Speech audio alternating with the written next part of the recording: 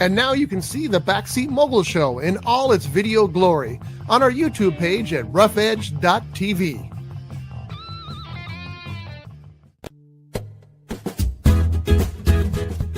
It's tiki time at Harbor Cove Cafe. Dive into the tropical paradise at the end of Spinnaker Drive in Ventura with vibrant drinks, delicious bites, award-winning fish and chips, and more. Now featuring extended hours, a dinner menu, and happy hour, Friday, Saturday, and Sunday from 2 p.m. to 4 p.m. Harbor Cove Cafe, the hidden treasure at the end of Spinnaker Drive. Visit harborcovecafe.net for more information. Showbiz is a cruel and shallow money trench, a long plastic hallway where thieves and pimps run free and good men die like dogs for no good reason. There's also a bad side.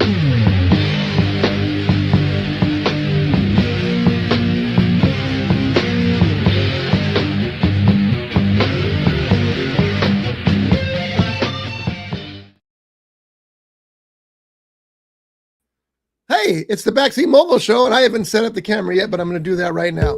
I am R. Scott Bolton. I am the Backseat Mogul, and this is a show where we talk about show business. Sitting beside me is Heart Attack John, ED. There's a long Heart Attack John, ED. Just put those two things together, and you'll see where we're going there. Say that again, John. Heart Attack John, E. Okay, because we've had some problems with our audio, so I need you guys to stay a little closer, about a fist away from the microphone. Yeah, I noticed that. How about if I do? Last episode was terrible, and I apologize for those of you trying to listen to the podcast. I tried to tweak it in post, and it wasn't much tweakable. So is this better? Talk again. Hello there. Just stay there. That's the problem. People get comfortable and they lean back, and then we lose the audio. So we got to try to stay closer. And who's that guy? Who is that guy? Him? No. Oh, who are you? Oh, hello. It's me. You know. So I got back from Costa Rica. You were gone? Yes. And I didn't get a chance to see any movies in Costa Rica. I had my heart set on seeing Shelter. It didn't open there because of the damn K-pop movie. And you know what? In theater's defense, if you're going to open a movie, it's going to be Jason Statham, or is it going to be K-pop? You're going to open K-pop these days. So they did, and I didn't get that, which also meant I missed their popcorn because they make their own caramel corn there in the theater. They give you a bag of popcorn. They drizzle it with caramel. It's hot, sticky, and delicious in it. So I missed that too. But I did see some just things to get playing. Huh? You should have gone and said, "Hey, I'll pay the ticket for the movie. I just want the popcorn." Could have done that. But the theater there doesn't open till 5. And we were never up that way at 5 because it was a distance from the town we were staying in. We were staying in Playa del Coco, which is a tourist town, not a resort town. There's a difference, a tourist town. And it was a good 25-minute drive there. So I'm not going to drive 25 minutes, 50 minutes round trip for popcorn. But by the way, that chocolate was so good. I brought Johnny a chocolate bar he stayed at our house and watched the house for us. So he got a chocolate bar from a Costa Rican chocolate factory there. Oh, yeah. Do you like hot stuff, like super spicy chilies and stuff? Yeah. Next week I'll bring you a little piece of this because I got this bar called a Fire Bar, and it's chocolate and Carolina Reapers. Oh, hell yeah! It's so far I'm the only person who can eat it. Oh, okay. So I'll bring it in for you to give it a try. The chocolate bar you gave me, there's only one problem with it. It's gone. It's gone. Yeah. I had planned on just eating, a couple little squares off of it. That didn't happen. It was so good. By the way, if you're thinking about going to Costa Rica, I highly recommend it. I mean, we lucked out. The weather was perfect all the time we were there. The people were super nice. My brother had given me all these warnings about people who were going to rip you off or try to rip you off, and none of that stuff happened. It was just, everybody was very pleasant and very accurate and honest. And the food was great. And I was able to find mocktails everywhere. So there was no issue with that. That was my big concern. Am I going to be able to go down there and have anything to drink? Well, there was plenty. So it's just a great place. And unfortunately, there was a huge fire there. I should have brought you that picture, show you guys that picture. When we took a pirate ship out to the ocean, 4-hour tour. You're not going to sing? If it was a 3-hour tour, I would have. I know, but it was a 4-hour tour. Anyway, when we got back, the hills. The weather started getting rough. Now you're going to sing? There was a huge fire in the hills. And I thought, oh my God, Costa Rica's burning down. My brother goes, do you see any firefighters up there? No. He goes, then don't worry about it. If they're not worried about it, why should you be?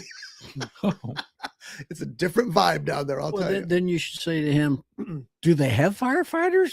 No. So, well, there you go. They do have. They're not worried. Well, wait a minute. You just said no. No, I didn't. I said, Didn't you say no? this is John. Hi. This is John off camera. That's me. Keep that in mind. That's Jeff. I'm Jeff. But John's off camera. Get it right. Okay. So let's go over some news here real quick. We got so much to talk about today. It's crazy. I'm only going to talk about 2 news pieces. The first of which, there's a new Charlie's Angels movie in the works. Mm. Let's talk about whether there needs to be a new Charlie's Angels movie in the works. Jeff, what do you think? Well, I've never seen Charlie's Angels. At all? No, not even the Drew ones that Barrymore? came out when I was a kid. So I don't know. The guy who's going to direct it is Pete Schiarelli. He directed the Ryan Reynolds, Sandra Bullock comedy, The Proposal. That was fun. As you all know, I love Sandra dearly. She's a little too old to be an angel, but maybe she could be Charlie. Why not, right? Or Bosley. Or Bosley. Yeah, Mhm. either one. But anyway, we'll see. I actually enjoyed the Charlie's Angels movie. They're just silly action movies with they're just silly as you can get, but they were fun. But do we need to revisit it again? Obviously we do, because people aren't going to see original content. Is there anybody else besides Sandra Bullock connected to it? No, Sandra Bullock's not connected. Only Pete Schiarelli is, My but he's bad. worked in the past with her. Oh, okay. Let's see what else we got here. Oh, this is the one I'm most excited about, of course. Jason Statham to play Jason Statham in Jason Statham Stole My Bike. Now, this is a fairly big budget movie for Jason Statham because it's got an $80 million budget, which is, Statham's movies usually run $40 to $50 million unless he's doing a Fast and the Furious movie. So he plays himself in this movie, and it's an action comedy. The guy who directed The Fall Guy is going to direct it, which is very exciting. And I would guess, there's no details on the plot really, but I would guess that somebody has a bike and Jason Statham steals it to escape from bad guys or something, and they're stuck on a adventure with Jason Statham. He's got that look like, That's our Statham. Yep. That's our Statham. And I will be reviewing Shelter coming up here shortly. That was another movie that I watched, Parker. Oh, that's right. Yeah. And halfway through it, I go, That's Jason Statham. wait a minute. I've seen this movie before. And it was so good. That's Jason Statham. We'll talk Statham in a little bit. I just love that guy. And it's crazy. Yeah. Where's the standee? I had to take it home because they threatened to destroy him. I had a transporter standee of Jason Statham behind me here, and Doug and Brad just kept threatening to destroy it. So I took it home, and I brought Ernest in, and they can't touch Ernest because he's holy. Now, who's no longer connected to the show physically? Brad. And physically here. Keith, he's dead. Physically here in the studio. I don't know. Doug. He's physically connected. He's on by but not in the studio. He's not physically in the studio. Bring Jason back. This from the guy who gives up white flour for Lent. You're very picky. I didn't give up white flour for Lent. I gave up flour products, whether it's wheat flour or rice flour. If it's a flour product. How many times did you call the priest or the bakery to find out if it was legal or not? That was a long time ago. But seriously, Lent's coming up again. What are you going to give up this time? you. Thank Christ. Pun intended. No, you should bring Jason back. They're not here to threaten. Well, I will tell you guys some breaking news. Rough Edge Studios will be expanded sometime this year. We're going to move this wall back. We're going to get a better desk with better angles for all of us. And then we'll have more space. Maybe Jason could make a return. And a microwave? No, this isn't a kitchen. There's Toaster a oven? microwave downstairs. There's a toaster oven downstairs. Yeah, but when we bring breakfast in and we need to You can eat, get downstairs. but the microwave's not there. What? It wasn't there the last time I wanted to use it. Remember, I brought in some stuff and there's no microwave. Did you check all the top hats downstairs? Wait, It's in the magic chest. no, that's where the rabbits are. Well, maybe the rabbit was using the microwave. Oh, Some rabbits like their tricks warm. Yeah. you don't know the story about the microwave at the studio over there by Coca-Cola, do you? No. That was so funny. It was not funny. At the Yeah, time. it was. In retrospect, it was hilarious. Let's just put it this way. Thank God it was raining. Ugh. Scotty brought in breakfast, Chick-fil-A. Chick-fil-A, and he says, "Hey, got your breakfast. It's in the microwave." Oh, okay. So I pushed the button to heat it up. Foil Left it in the wrapper? pouch. It was It was wrapped in the microwave to stay warm. John decided to heat but it it up. was some in a more. bag, Yeah. and it caught fire. Ah! So, Microwave sparked, made all this noise, and all of a sudden, boosh, the thing was in flames. so opened it up, grabbed it, and threw it outside. I didn't know it was wrapped in foil. I didn't know you were going to microwave it. That reminds me of time in high school.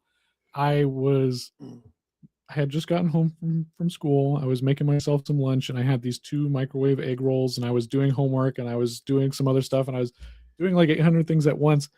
And I didn't want to dirty a plate and to put the microwaves on or the egg rolls on. And there were no paper towels left. And I had an empty Doritos bag there. And I'm like, oh, I'll just put that on there. I popped the 2 egg rolls on there. I close the thing. I hit start. I turn around and all I hear is this. And I turn around and it looks like the Terminator is like appearing inside because there's all this blue lightning and stuff. And the egg rolls just burst into this blue flame.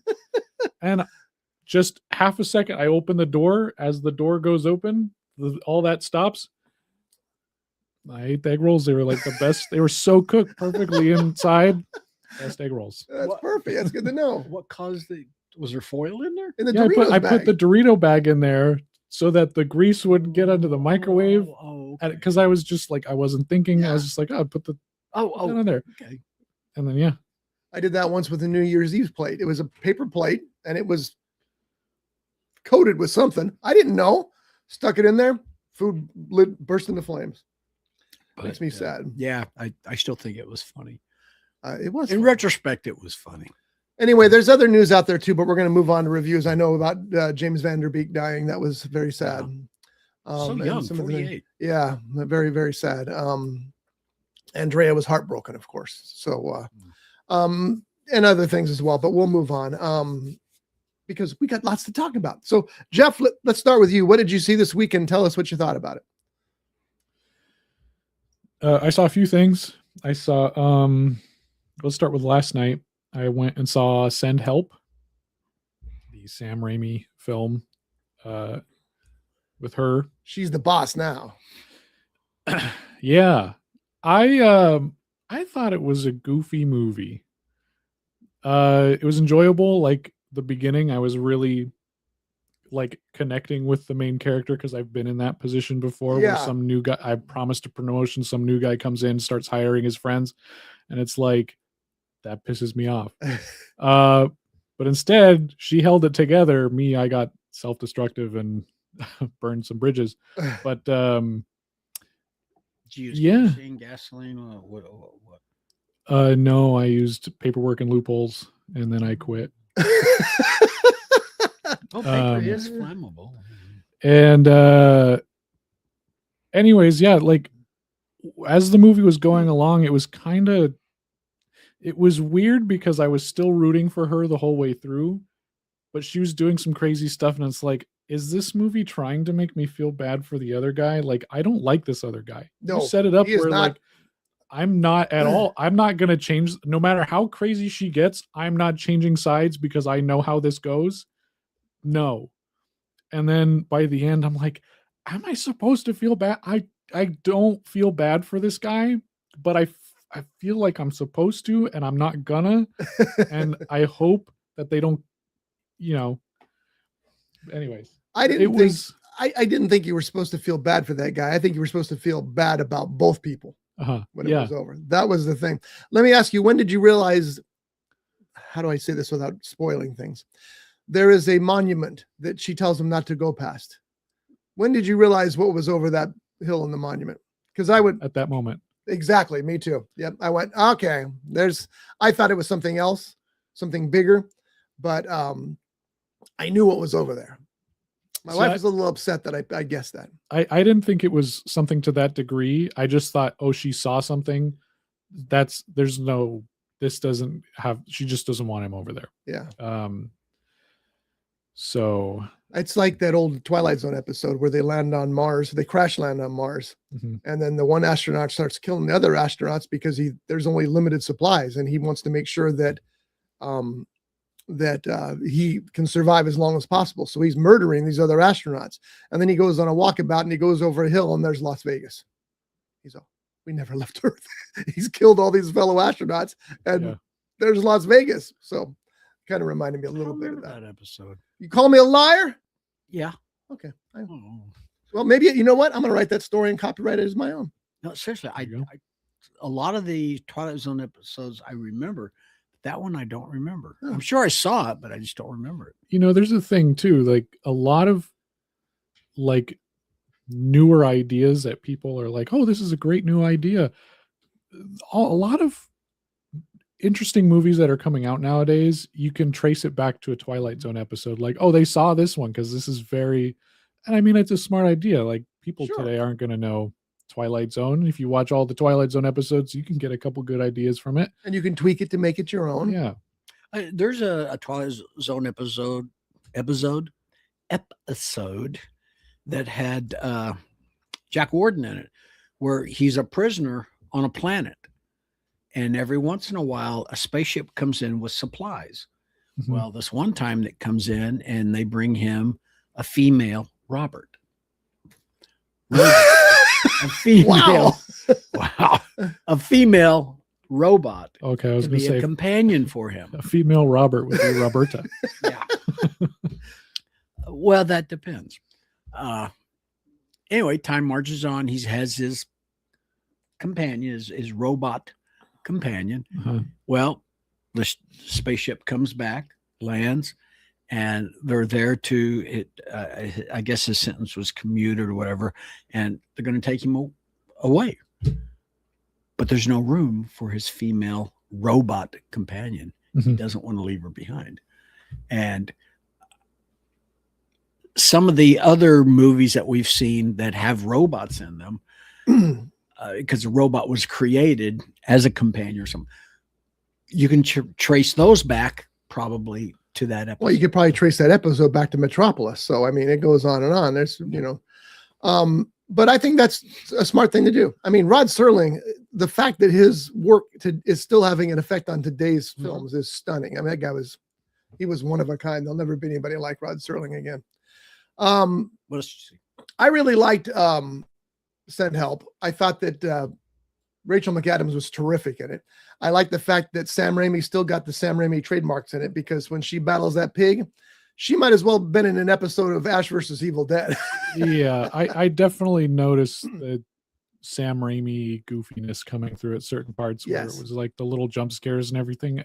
It got the theater. Everyone would like jumped up and got scared, and I was just like, that was cheesy. Come on. But he loves that cheese. I know. Yeah. That's and that like it almost like takes me out of it, because it's like, oh, Sam Raimi. Yeah, exactly. Yeah. Exactly. And I also like the way that it was a pretty inexpensive movie. I think I said it was $60 million to make Something like that, yeah. And it reminds me in its visuals of a Hitchcock film, because Hitchcock made these great set pieces that you would have swore were real from a distance, but when you were up close, you could tell it was a movie set. I kind of like that. I kind of like knowing it's a movie set. And there was that cliff that they're walking along, that one side is the one I'm thinking about. That was obviously a movie set, but it was cool that it was a movie set. Yeah, what got me about that cliffside, maybe spoilers, I don't know, is how it regenerates. Yeah, that's true. Because it's like, wait a minute, wasn't there a hole there? Oh, okay, yeah. Well, rock's always falling and it sticks. Sure, yeah. The band was there? Sticks? They rock, yeah, I guess, yeah, sure. There you go. There is a combo there. All right, so anyway, I would recommend Send Help a lot, but you got to be ready for a Sam Raimi film. Yeah, definitely. Have you seen the Marvel movie he did? Doctor Strange? Yeah, I didn't really care for it. I haven't seen it. And didn't he do it? Is that what he did, Doctor Strange, or was it a sequel to Doctor Strange? He did he did the first 3 Spider-Man movies. Yes. Which the first 2 were good. The third one, because the studio forced him to use Venom, he didn't understand the character. He wanted to use he didn't want Vulture. It. Yeah. Like that killed it. It did. Almost killed Venom. And he did Doctor Strange, I think it was 2, Multiverse of Madness. Yeah. And I think a lot of those multiverse movies are just kind of messy and to begin with. And like they were kind of playing it off as being like a horror movie, and it wasn't really that. So I think just marketing in general, and there was a lot of stuff giving it points against it before even going into the film. Yeah, okay. And then the film itself was just kind of meh. Myself, I'm not too thrilled with these different Marvel movies that are multiverse. Just well, let me ask you what you would do, because I think they've painted themselves into a corner. They created this great series of movies that lasted, how many movies was it? 10, 11 movies, maybe more? No, it was 10 years. It was 20, 21 movies or something like that. Yeah. And told the story with the same characters, the same actors and everything else. And then the story's over. And now you're 20 years in. You can't continue with those characters because some of them aren't around anymore. Do you reboot them? And I think that's where the multiverse started coming in. It's like, we got to do something to start creating these other pathways. Uh-huh. Well, the thing is they had a plan from point A for that original, the Infinity Stone saga. Right. Once they got to the end of it, I don't think they had a plan on where to go. They just said, all right, these are the next Avenger movies. They started building towards one thing, and then they had to build towards another, and then they had to build towards another. And it was just the thing that's upsetting is like, it's been, 2019 is when Endgame came out. And it's been 6 years, and there's no sense of direction. There's not. And I still enjoy some of the movies, but there is no sense of direction. Yeah. So what I think would have been good is if they took like 3 years off to just sit everyone down in a room, figure out the next 10 years, and then start going at it again. But instead they're like, we need to capitalize. We need to make 3 movies a year. We need to do 6 shows. Here's this, and this. And it's just, they shot themselves in the foot with it. Do you think the new Avengers movie is going to put things back on the right path? From what I hear, this Avengers movie and the next one, because I think they're doing another like Infinity War Endgame thing where it's like 1 year after the other. I think what it's just going to do is like reset the universe and they're just going to reboot everything moving forward so that they have some sort of clear identity. Because now that they have a majority of the rights back to like all the comic book characters, except for Spider-Man, they have him like on lease or something. Mm-hmm.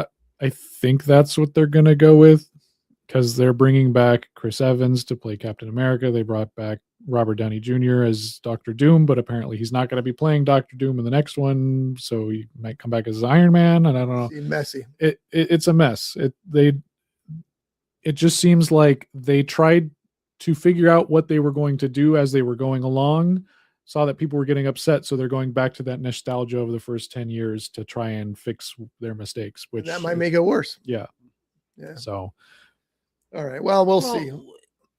When you go back to the beginning of those comic book characters to now, they've had dozens of adversaries. why don't they go with some of those other They do adversaries? dig deep sometimes with some of those rare characters, the ones that people, the mass may not know, but comic book fans would know. So they do that. But the problem is the heroes. Mhm. People have grown to love these heroes and the actors who portray them, and changing that out is going to be a challenge. There's just no two ways about it. I mean, when you get to the DC universe, Superman, what was the one where it was what was he? It was Superman, but he was white, chiseled. I was like, oh God, what was he? Do you know the one I'm talking about? No. Where's my? I'll find it. What you should have said also is the far less successful DC universe, because the Marvel universe is hugely successful. DC still struggling. I didn't have to say it because I knew you would say it. Oh. But here's the thing with that, on your point with them introducing all kinds of new characters, they're also, what I've noticed is my daughter Alice, she's watching all the cartoons and stuff that are designed for kids and all that, and she knows all these new characters. She knows about Miss Marvel, she knows about Squirrel Girl, she knows about all these characters that I don't know about because they weren't around when I was a kid, or maybe they were, but they were so obscure that I never heard of them. Exactly. But now all these characters that are coming up in the movies, she already knows about because they've already. That's smart then. Maybe they're catering to the next generation, Yeah, but I think it's too little too late. And on the DC universe, since they just rebooted it, I think there's a plan to it. Everything connects together. We've only got Superman and Peacemaker coming out of it, which I'm happy with both. So. Yeah, exactly. So it's going to take a few years for us to figure out whether the DC universe is going to succeed or not. But just based on the last two things, I feel like they already have a concrete plan, and they're able to mix these genres of like hard R stuff like Peacemaker and Superman and make them coexist together to where it feels natural and realistic. Right. Whereas Marvel has not done that at all. I think you're right. I agree. It was Superman Bizarro. Okay. You don't remember? Yes, I know. Yeah, he's familiar with it, but he was evil Superman. Yeah, he was Superman, but I don't want to call it a multiverse. It was like an alternative. Oh, so you're suggesting this as a movie? You're not saying it was a movie? They could bring that character. There's endless things they could do, but they have to worry about getting butts in the seat. Do enough people know Bizarro for them to incorporate it? I don't know. And maybe they do. I don't know the answer. Well, a lot of people thought that clone Superman in the last Superman movie was a reference to Bizarro in some way. He just hasn't taken the Bizarro form. Superman hasn't knocked his face off yet. Yeah, he's just like a clone of Superman, I think. So anyhow. I did love that new Superman movie, though. Very much so. Okay, so moving on. What else have you been watching? After Send Help, I went straight into Dracula. I want to see this with Christoph Waltz. I didn't know anything about this film. I just wanted to see a second movie, and that was playing, so I said, let's go for it. It was interesting. At first, it was something I was unfamiliar with in this. I'm very familiar with the Dracula story. You've seen it a million times. But it's always nice to see things that haven't been presented in other films before. Yes. So it kind of starts off with like a flashback and how he became Dracula in a way, and then it skips forward, and then you get into the story. But then it's the story of Dracula, where it's the guy coming to sell his house and all this junk, and then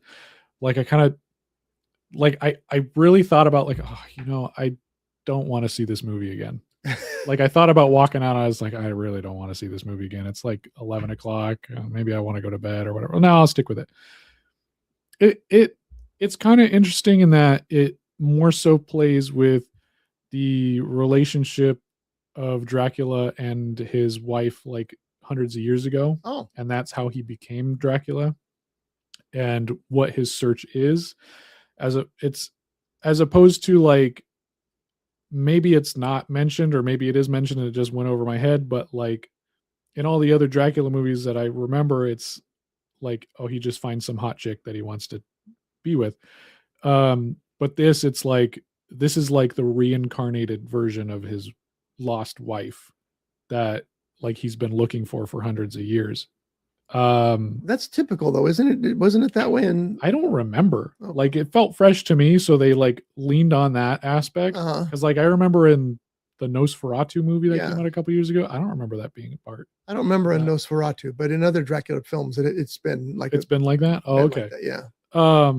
Well, I guess if I remembered that, it wouldn't have hit so hard. But I was just like, oh, I like this. But there's a lot of like goofy stuff in it. Like there's a weird dance number in the middle of the movie, and like there's a lot of weird comedy where it's like you take it seriously and then they'll just throw something in there like some cheesy writing or cheesy dialogue. And it's like the movie I saw this weekend.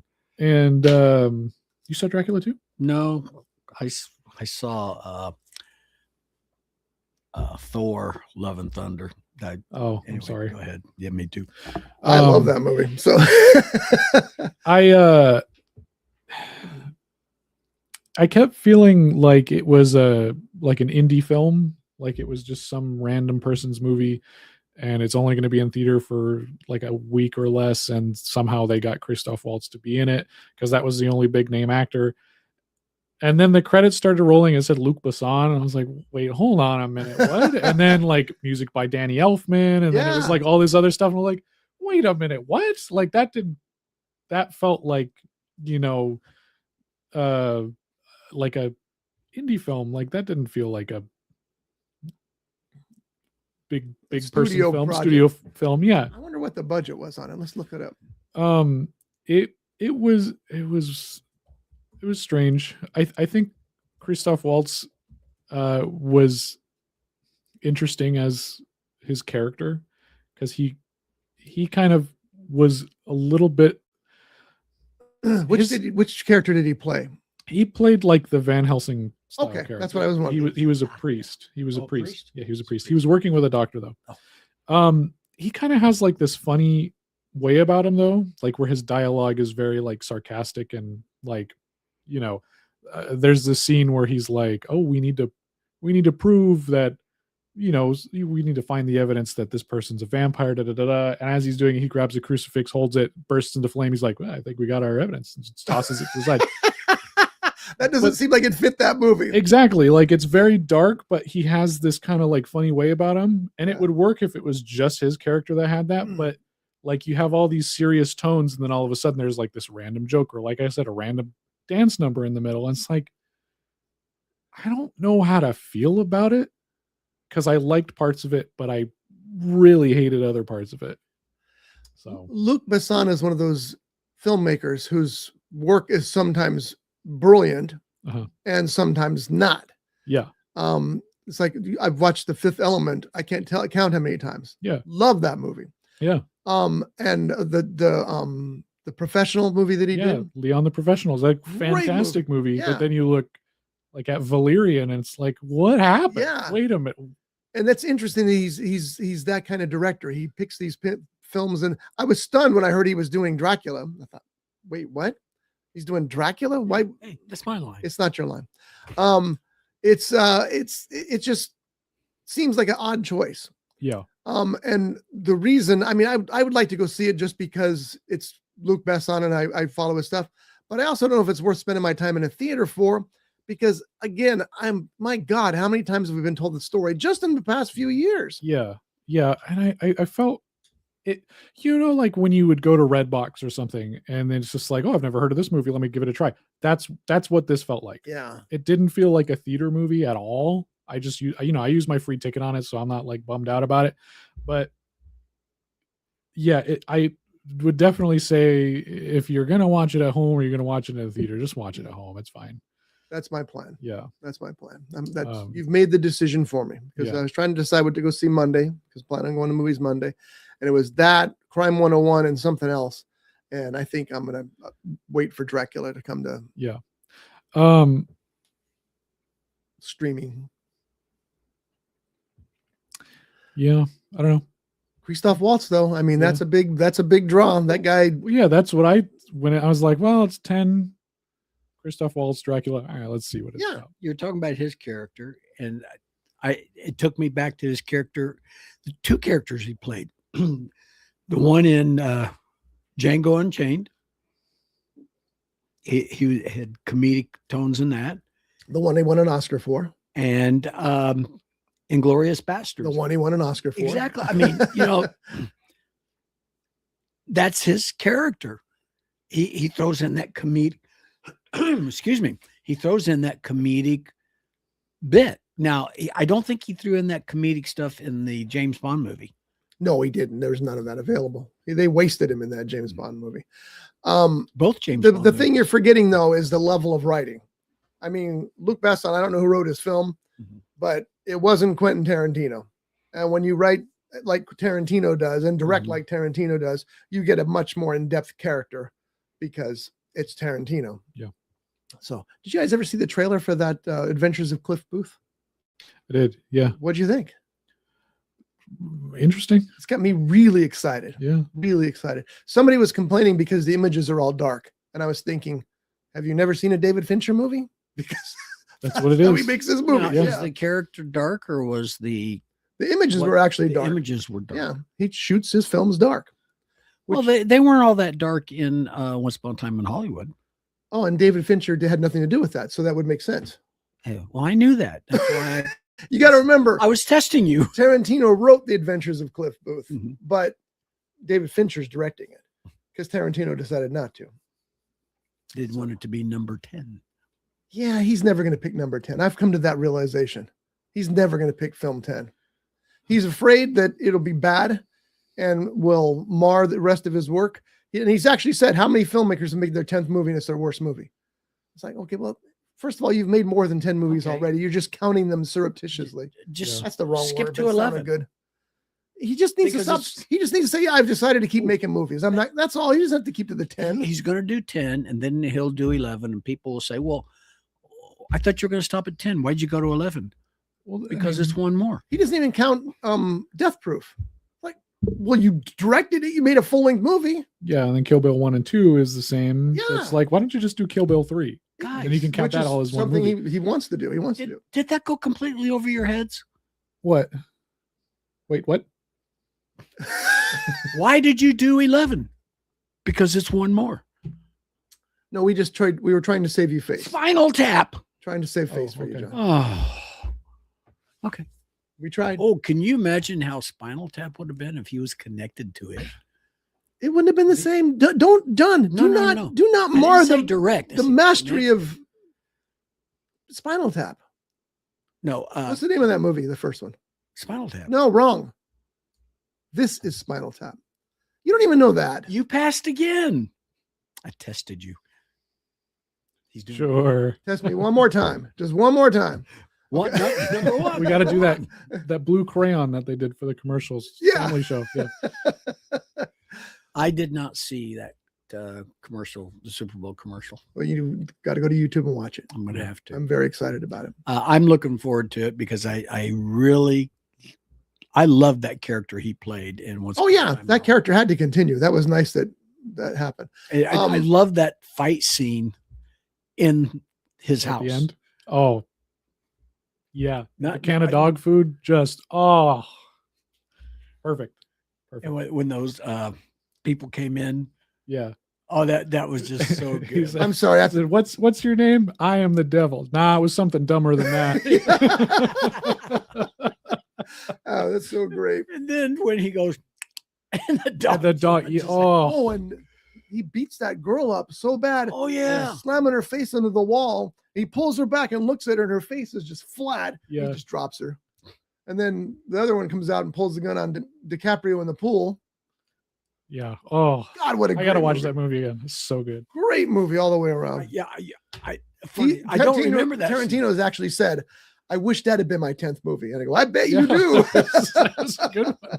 I had a lot of friends who didn't enjoy that movie. They're like, it's so slow. I'm like, what are you talking? It's fine. Yes. It's a great movie all the way through. It's like even if it is slow to you, the end is just so crazy and masterful. Like it's worth it. And It's I'm worth enamored every by the minute. dialogue. It may be slow to other people, and I'm going, oh my God, this conversation's you're just enmeshed in it. Yeah, because it's and I so mean the good. whole movie just looks fantastic. Yeah.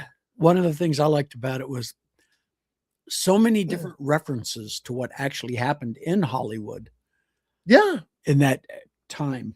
Mhm. Is You know, I read the novelization because he wrote a novelization of it. And it's fascinating because I'm telling you, basically everything that's not in the movie is in that book. And everything that's in the movie is not in the book. It's like they just took the parts that they had added and removed and made a book out of it. Because the book moves along the same time period as the movie does, but it's all the other stuff that's going on. I mean, you find out that Cliff really did kill his wife, for example. Oh, So in the book. So it's like, you know, the movie, you're like, spoiler. There's no spoilers on a movie Yeah, that old. okay. But even though we still try to be careful. All right. So finally, you've got one more thing to talk about, right?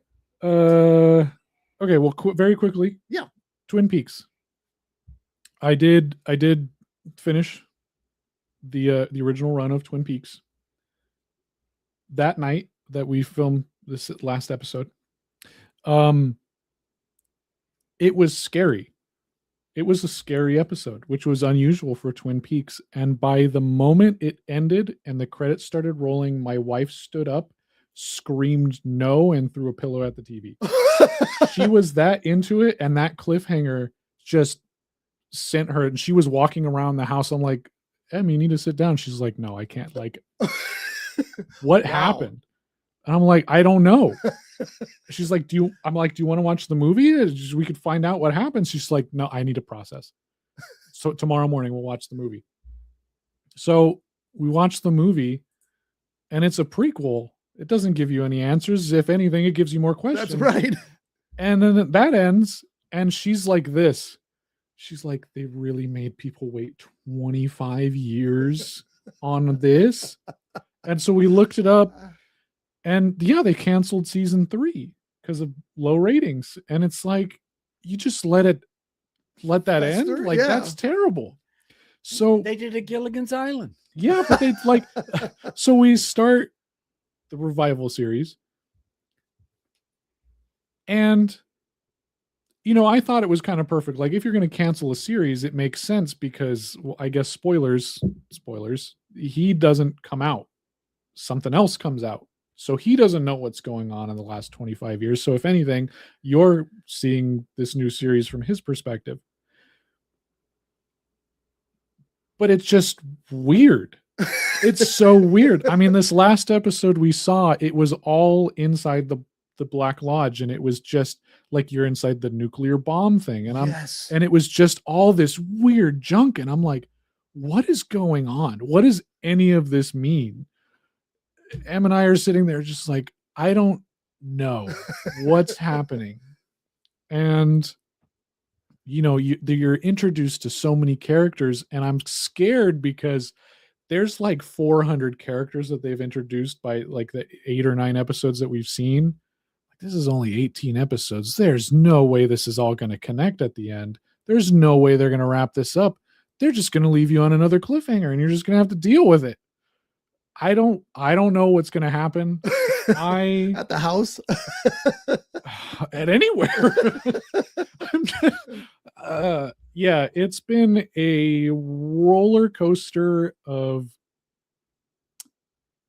like emotions and just like brain confusion, and it's like also really good anyways, even though I don't know what's going on. It's like, it's really good. It's like, it's so engrossing, even though 2/3 of the time you're going, what?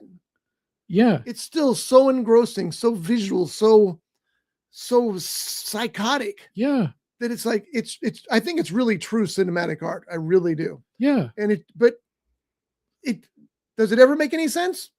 I can't wait to finish. I want to find out what your thoughts are. Okay. Yeah, because like I said, that last episode we watched where you just spend 15 minutes in an atomic bomb, we're just sitting there like, wasn't that brilliant? What does this mean? Yeah. What are we doing right now? Wasn't that a stunning scene though? Yeah, but I showed that. That's only part of that series that Josh has seen, because I told him, you got to come see this episode. So he came over and he watched it. Now remember, he's got no idea what's going on around him otherwise. And we watched that episode. He's all, oh my God, that's brilliant. I'm going, it is. Uh-huh. Tell me what it means. Like I think I have some theories as to what all that means. And I like looked it up. I was just like, does anybody have any explanations on this? And then it was like I found a thing and it said, oh, you haven't watched the rest of the series. That's why you don't understand this. I'm like, okay, that's all I need to. Okay, That's cool. Yeah. Because I don't know. I didn't want to be left hanging, but like that's where we're at right now. Was we just finished that episode? Awesome. And there's only 18 episodes. I thought there was 25. I think it was only 18. I may be wrong. I mean, I'll. By the way, it doesn't matter. The original or the reboot? This is the remake or the continuation. Yeah. Yeah. And the beauty of the continuation is that David Lynch, who's a man who works best when there are no borders, has no borders. He has no idea. He doesn't have to keep any running length. Every episode's vastly different in running length. Yeah. He doesn't have to worry about budget really. I mean, he has to live within a budget, but he always has. Yeah. So he knows that, but he doesn't have to worry with studio executives because he had Final Cut. They did worry about them telling him to do things. And if he did, he'd probably just tell them to F off. Oh, I've seen those clips. Yeah. Great clips. And I think it really is David Lynch at his peak, Mm-hmm. because he was given free reign. Yeah. And that's what you get when you give somebody free reign. Yeah. The only unfortunate thing was that I mean, obviously some characters have passed away in those 25 years, so we won't get answers to those things that happened in the last episode. And there are some actors that didn't come back, so they needed to be replaced or have other characters written in, like, for example, the sheriff. He didn't come back for the revival series. I remember reading about why he didn't come back, but I don't remember what he said. He was just retired from acting. Oh. So, he was up there in age. He didn't want to come back. So they made a brother character for him, which I'm like a little disappointed about because, like, that's just some random guy that we have. It kind of loses the finality of having that other character come back. Yeah, I think. But I mean, yeah, I'm just totally confused. Realized Michael Ontkean retired. He played the sheriff in the first one. I remember one night, and we'll move on after this, I promise. I was watching that because I watched it religiously. It had its hooks into me. And my wife came in and she was like, why is that guy yelling? I go, as David Lynch, he has a hearing problem as that character, so he doesn't realize how loud he's talking. And then it dawned on me what a great detail that was, because we've all done that. We put our headphones on, we start talking louder, and if you got that's why he's talking louder, because he can't hear himself and thinks. And what a brilliant little detail that enhances the character 100%. Yeah. My wife and I, like, when we want to emphasize things, that's what we'll do now, is we'll use that guy's voice. You want to go to the where? Coop. It's just the cereal is in the cupboard. It's just, I don't know. It's great stuff all the way around. Well, I'm anxious for you to finish it now, but I'm glad that you have began it, and I'm also glad that you kind of see it the way I did. Yeah. Because I had no idea what was going on. Yeah. No idea. But at the same time, I'm like, God, this is so friggin' good. It's amazing. Do you guys, or you're probably too young to remember, there was I think it was ABC, there was a TV show, a cop show called The Rookies. Sure. And Michael Ontkean was in that. And I'd seen him in other things, but I didn't realize that he had retired from acting. I didn't think he was that old. Well, that was the reason that I saw online when I looked it up. So, and you don't have to be old to retire from acting. You might just be looking for something different. He's 80 years old. No. So maybe that's why. Who knows? All right, before we get to John's reviews, let's do this. And now it's time for the First Run Progress Report with filmmaker Jeff Genet.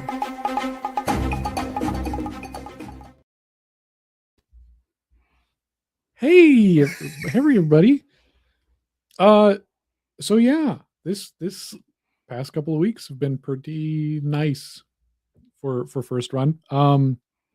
I was inspired, which is what I needed. Because previously I've been working on a lot of other projects, been doing a lot of like ghost stuff on the side and junk like that, writing and all this other stuff that had nothing to do with first run. And I was doing like one little thing a week for first run. Going to see Kevin Smith definitely helped me out because, I started, watching little reels about people talking about movies again. I started watching movie clips again, and it got me inspired to just go, you know what? F it. I just need to sit down and I need to do this movie. I need to stop being George R.R. Martin and not writing the damn book, and I need to just do it. So I gave myself a deadline. I texted my friends who are, also the producers of this film and the people who worked on this film. And I'm like, all right, Thursday, we're sitting down and we're watching the movie. They're like, we can't Thursday. Let's do Monday. And I'm like, okay, I'm not going to have everything finished by then, but let's do it. So I go through the movie and I'm doing little audio fixes. I'm just doing as much as I can. And Monday morning, I find like the God fix on all the audio stuff. That's just going to help me clean up so much audio. Like I can't do everything like this right now. So I finalize the movie. We actually sit down and we watch it. It was me, my wife, my producer Anakin, my producer Brandy, her wife Mitron, my assistant director Ken, and assistant director of photography Dale, Dominic and Alex, who played Centurions in the film. And I might be forgetting someone else. The puppet? Pat. Yes, Pat. There we go. Pat, who is doing the color work, who provided the camera, who has been a collaborator with me for over 15 years and also played Pat in the film and the puppet.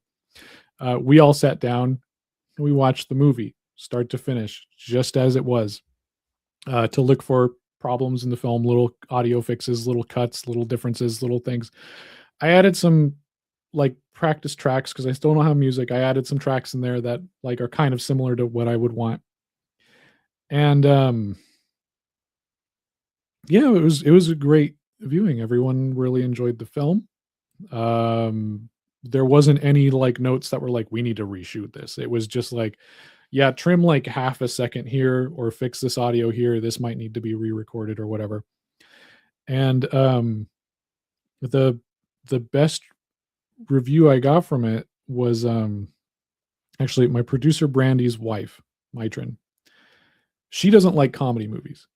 We had a whole discussion about a week prior to this viewing, a few of us, where she was talking about comedy movies and how she's never gotten into comedy movies. She hasn't found any that she's actually laughed at or liked. And we were going through our lists like, have you seen The Hangover?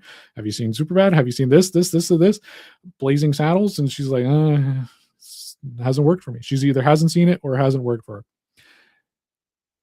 At the end of this movie, they say, we're talking good about it. And they go, Jeff, was this a comedy? And, when somebody doesn't like comedies and they say that, you're kind of like, and I was like, oh no. I was like, yeah.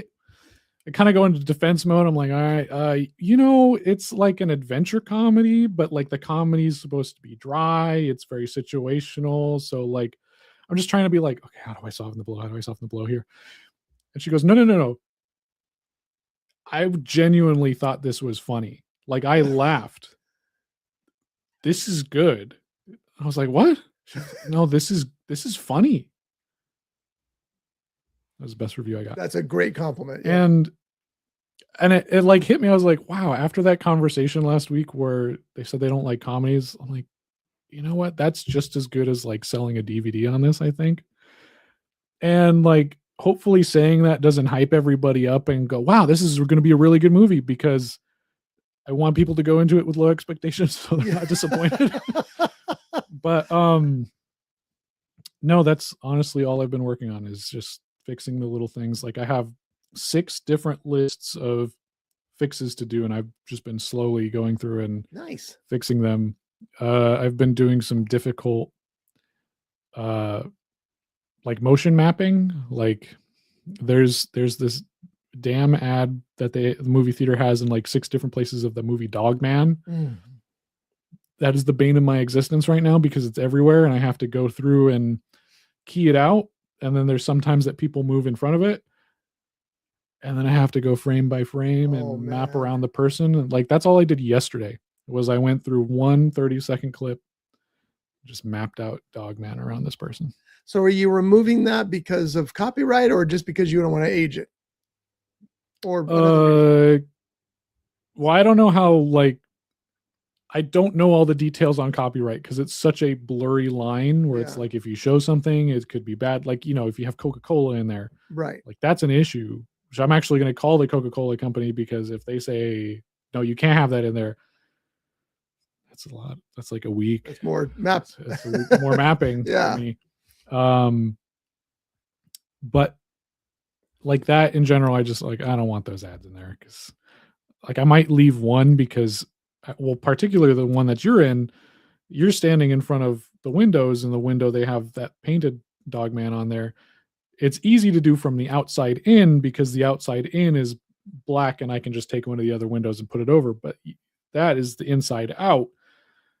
So you can tell what's outside those windows and that tree's not going to match up. So that's my tomorrow is after I'm done with keying out everything else in the rest of the movie, seeing if I can do that and make it look okay.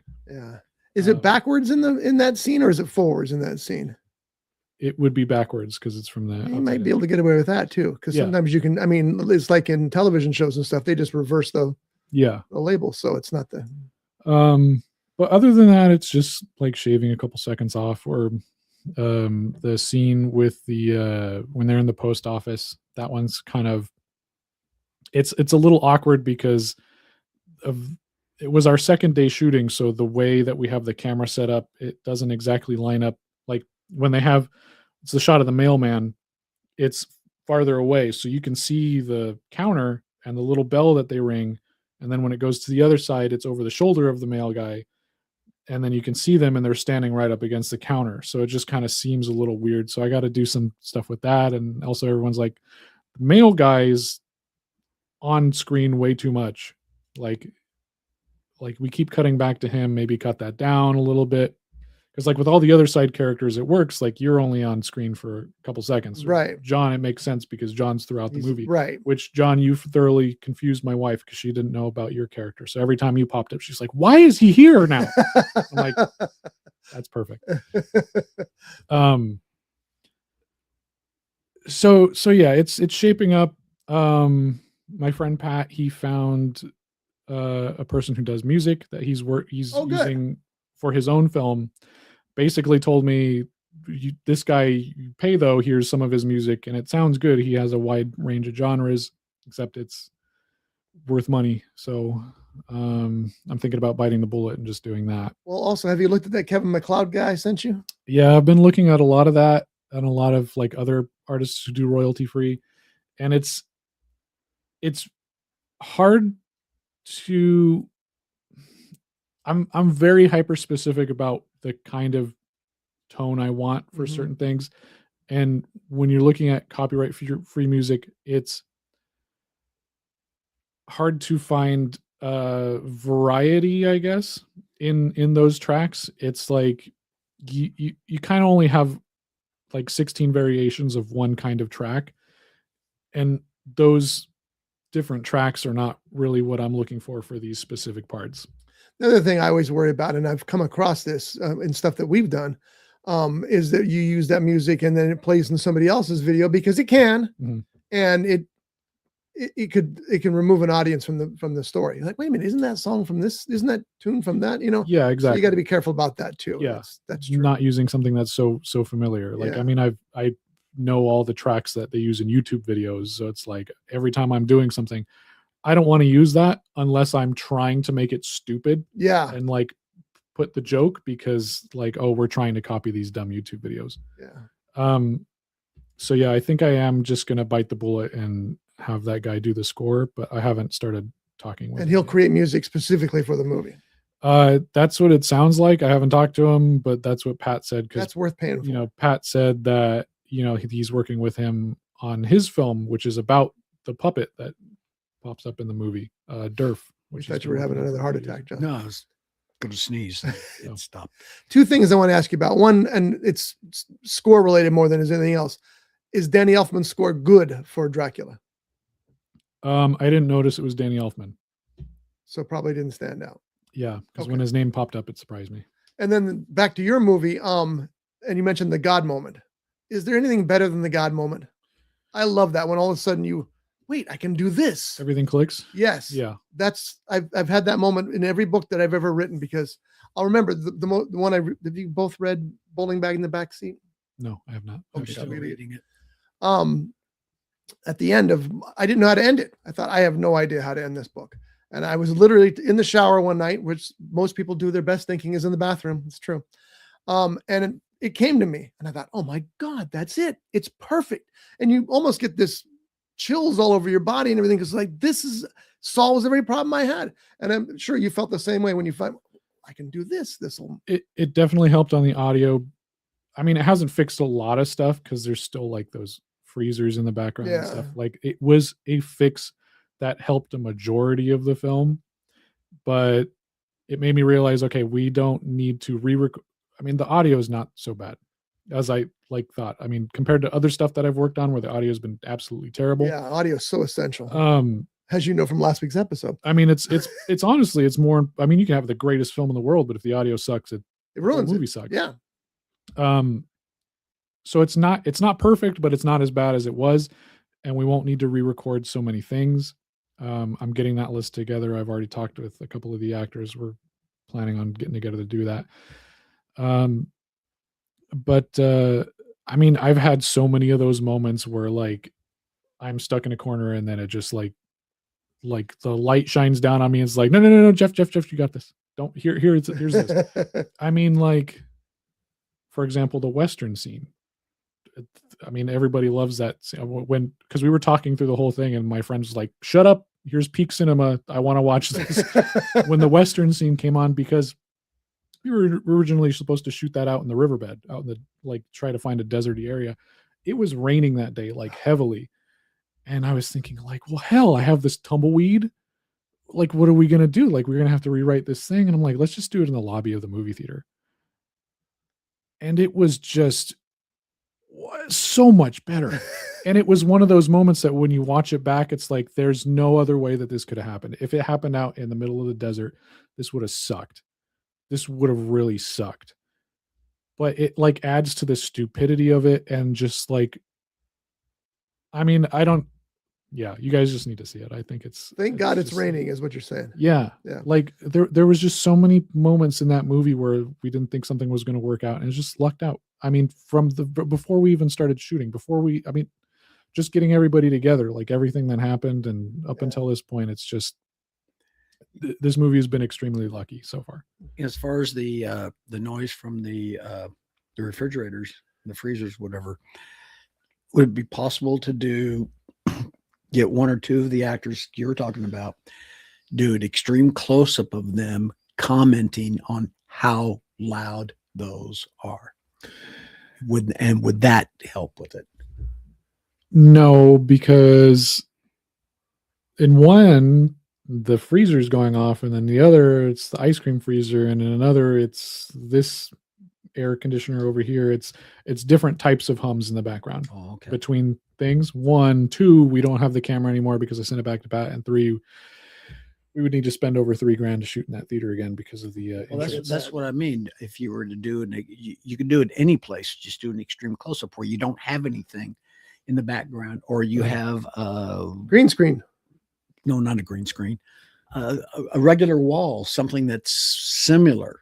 Well, that was another thing too, is because we could green screen it and whatnot, but then we have the problem of not having the camera, and then we'd have to get everybody back together, schedule stuff, and that's a whole nother thing. Because there was a scene where when they introduced Laura, one of the main characters. Is she the short one or the tall one? Short one. Okay. Where they go up to the break room and they're talking to her. Well, when we shot Nathan and Vincent talking to her, and then we shot the wide, and then we went to Laura's close up, when we introduce her, because there's this pan where he's looking through the break room, and then it pans up to her, and then it goes slow motion, and she does all the wacky junk, and it's great. Well, we never shot her dialogue from that angle. We just did the intro, which I think is super important. So, when we look at the master shot of all the two or three of them, and then you cut to the two of them, it just doesn't work because she's talking and it's just her. We could have redone that because there's a green screen behind her, and we could just put the green screen up, but like it was just, there was so much stuff that went into that. It's like, well, it's fine. I think like we'll just leave it the way it is. So that's what we did. We took out their close-ups, and then we just left it as a master. So there's a few parts that are like that through the film where it's like, well, time constraints and other stuff is just a detriment to it. And you've seen that in other films and things like that. And as long as the movie's rolling along, you don't even think about it. Yeah. So which there are some huge things that I've noticed that like other people haven't noticed. Like even Pat picks out anything. And if he doesn't notice it, then that's fine with me. So, yeah. But there's probably a lot of those in Send Help because it's that kind of movie. Yeah. And that's what I've been trying to, like, whenever I watch a movie now, I've been paying close attention to like those kinds of mistake details to see what these people can get away with. And if these people can get away with it, what can I get away with? And it's true. It's helped me feel a lot better about the film. So Raiders of the Lost Ark, I think, is one of them. There's a handful of perfect movies. I think Raiders of the Lost Ark is one of them, except there's one scene where one of the bad guys during the chase scene through the marketplace is holding a knife at Indiana Jones. And when he's holding, I might be reversed on this, but when an angle's looking over his shoulder, his knife blade curves up. But when it's looking over Indy's shoulder, his knife blade curves down. Mm-hmm. And it's always bothered me every time I see it. None of it's as bad as Diamonds Are Forever. Johnny, are you with us? No. Diamonds Are Forever. What was the big mistake in Diamonds Are Forever? The big mistake. Oh, let's see. I guess I'll just jump in. No. I'm getting there. I believe it was a Mustang. Oh yeah, where the red Mustang goes up on two wheels. Yeah. He, James Bond, he's being chased by bad guys, and there's this very small space in buildings ahead of him. So there's a ramp, thankfully. It's a 73. He hits the ramp and he balances on two wheels and he coasts through that little spot. Cool, right? It's James Bond. And that could, when he comes back out the other side, though, it's on the other wheels. Well, I mean, like going back to Raiders of the Lost Ark, where he's in front of the snake, you see the reflection of the snake. Yeah. Or just talking about Spielberg movies, Duel, you see the reflection of Spielberg with the camera in the rear view mirror. Or Jurassic Park, when the raptors come into the kitchen, you see the guy's hand pushing in the animatronic. So it's like there's some things that you can get away with, and I'm okay with certain things. Yeah. But like me being a perfectionist, I'm like, figure out how to get this out of here. I need to figure out how to get this out of here. Like any little thing, I'm just like, this needs to go away. But it's some things you just forget about too. It's like in The Abyss, and they just discovered this error. Like last year. How long has The Abyss been out? Oh God, a long time. Yeah, wow. Longer than I have. There's a scene where that was the 80s, wasn't it? Yeah, something like that. Ed Harris and Isabella are in this tunnel, for lack of a better word. It's a mechanical tunnel, a Jeffries tube, they'd call it in Star Trek. It's filling with water, and she's going to drown. And so he's trying to save her and get her free. Well, the shadow falls in front of them, and you just think stuff's falling apart because this things are going to hell. But it wasn't that at all. Apparently the cinematographer's arm slipped and fell right in front of the camera. Mm-hmm. But all you see is the shadow. Yeah. So nobody noticed this for 40 years? Yeah. That's a pretty good effect. Yeah. And like, there's like a lot of little like masking things. Like, because I've been masking frame by frame, like if you look off in the corner, like the one I've been working on right now is I brought it in actually, the clip that I brought in, where Pat gives the thumbs up, right? Well, in the corner over here, you can see the top of Dogman's head. So I've been mapping along his arm to get rid of it. And if you like look closely, you can kind of see like a little sheen on his arm where the mapping line is. But like I watched it a dozen times, just regular view, and it's like that your eye's attention is on him. Right. You're not going to be drawn over here to the bottom corner. So like stuff like that you can get away with. Like I don't have to be as detailed as right here as I have to be when he's spinning around with the broom right in front of the standee. Like I have to be super careful trying to get it out of that. And I don't even know if I can. Yeah. I'm still working on that one. That's tough. But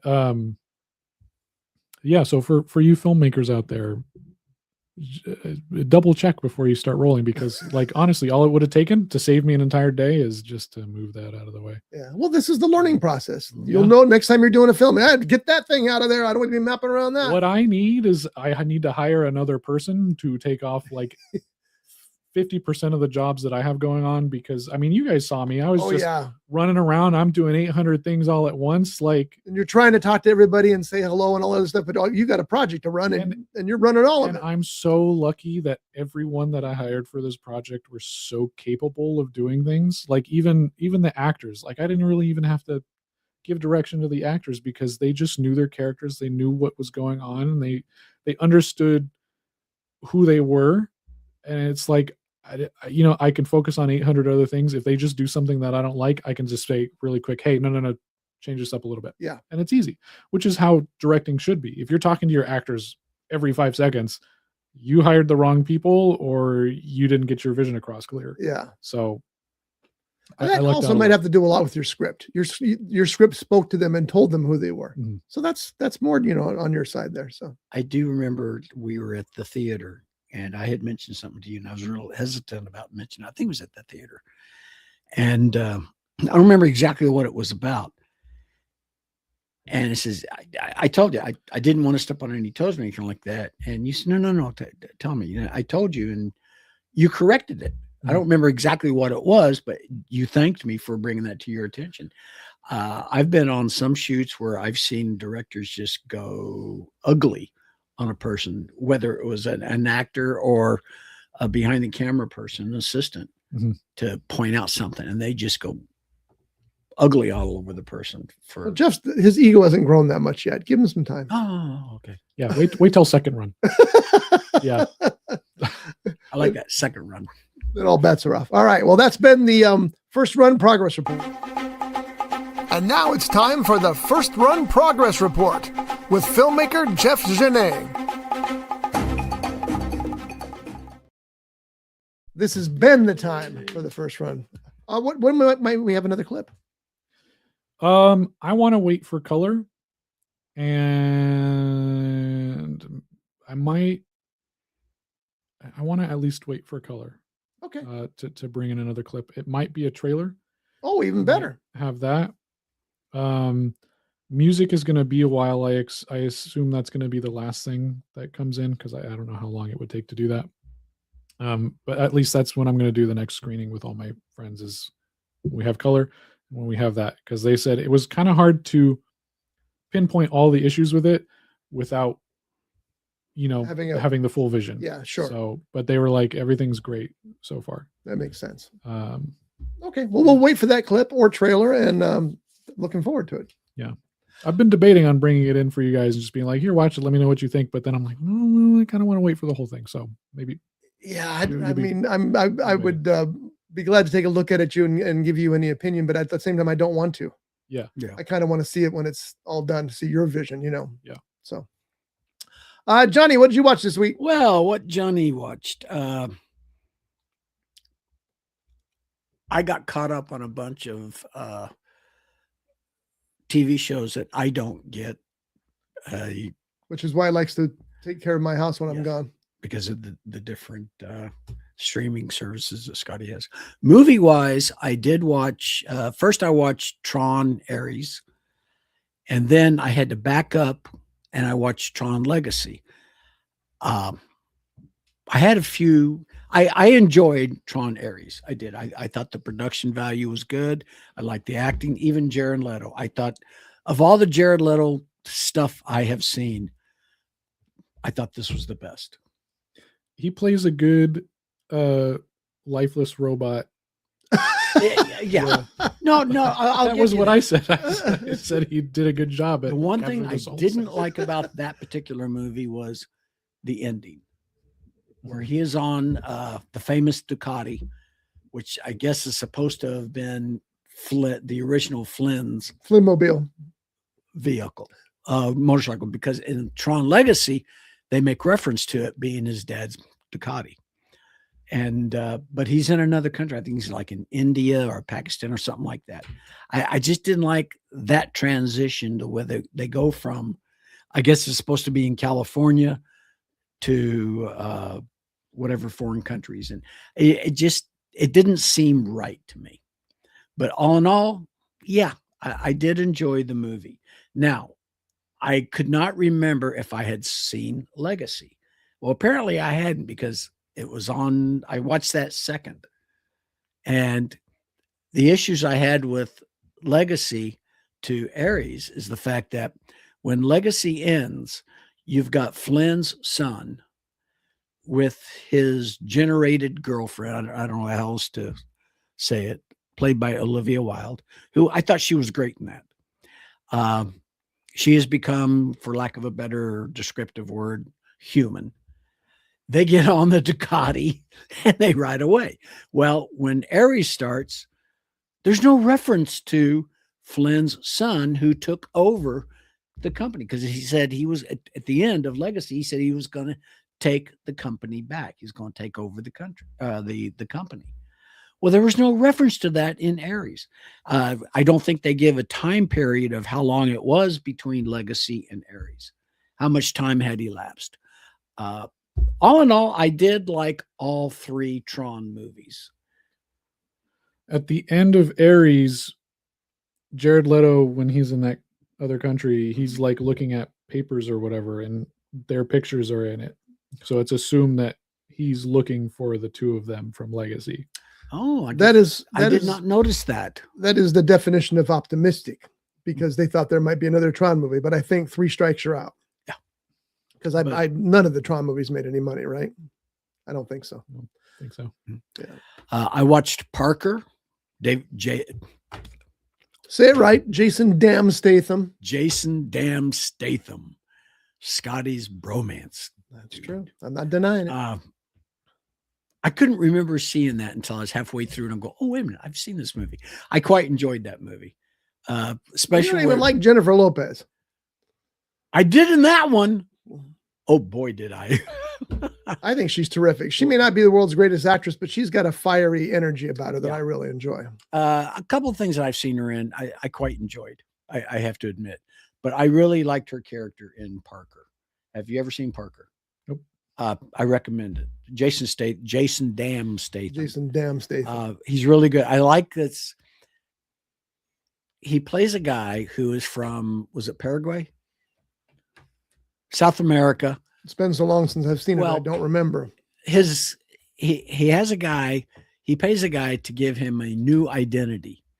So the identity he gives him is about a guy who was born in South America, but was supposedly raised in Texas. So here you have Jason Statham, who does have an English accent, playing the part of a guy who grew up in Texas, and he got a Texas accent. It just sounds so normal for him to do a Texas accent. I'm just telling you, it was a good movie. I quite enjoyed it. He didn't go, I'm from Texas. Yes, he did. Yeah, I did. Yeah, I did. But he did it with that's acting. That movie was called Parker, right? Yeah. Because I have a different memory of, I don't want to say I have a different memory. I want a title. There we go. I thought it was based on a book. Yeah, Donald E. Westlake. Mm-hmm. There have been many Parker movies made, many of them. I think that Paul Newman played Parker at one point, and Mel Gibson played Parker at one point. Donald E. Westlake is the guy who created Parker, one of the world's greatest mystery writers ever. He was amazing. That's what I said, but I don't remember that part about him being Paraguayan. It reminds me of, but now that you say it's a character he did, mm-hmm. It's like the Burt Reynolds movie Heat. Did you guys ever see Heat? Burt Reynolds. Yeah, it was based on a book by. I'm thinking of the other Heat. The I was one with thinking- Oh, that's Niro. true. Yeah. Yeah. And Maybe I was got thinking of title the wrong. other Heat too with Sandra Bullock. Hold on, and- maybe I get the title wrong. Anyway, while I'm looking it up here, it's based on a book by William Goldman, another one of the great writers, novelists and film writers of all time. And the character in the book is called his nickname is the Mexican because he's a Mexican who lives in Las Vegas. Why is Burt Reynolds playing that character? I don't know. It was pretty Burt weird. Reynolds has played a Mexican before. That doesn't make it. You know what I'm saying? But he did it good. Well, different time. And Yeah. I think it was a Western that where he played it. And by the way, I screwed this up. I hate the new No. IMDb. It's Oh, I do confusing too. as hell. Well, it's just like I hate the new Yahoo Mail. Is it different too? Yeah, they said, oh, we're gonna make it better. No, you didn't. Well, not for me anyway. No, you want actor, not producer. I know I'm trying to get rid of it. Just click actor.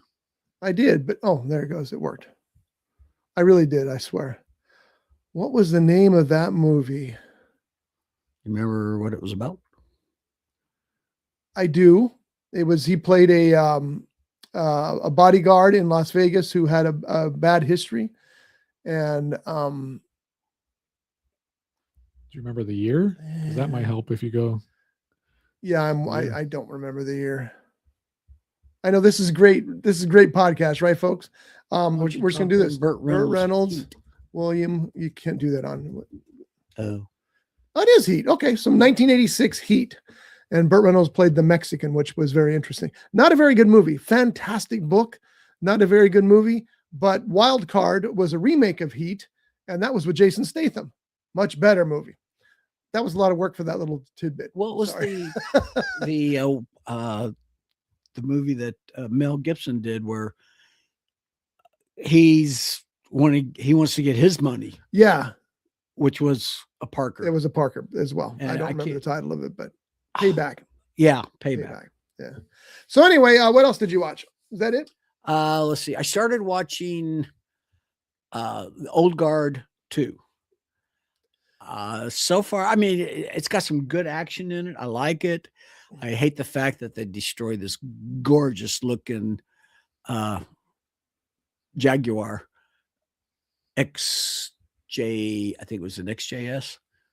It's like a 65 to 69 Jag. Oh God, it was so beautiful. Oh well.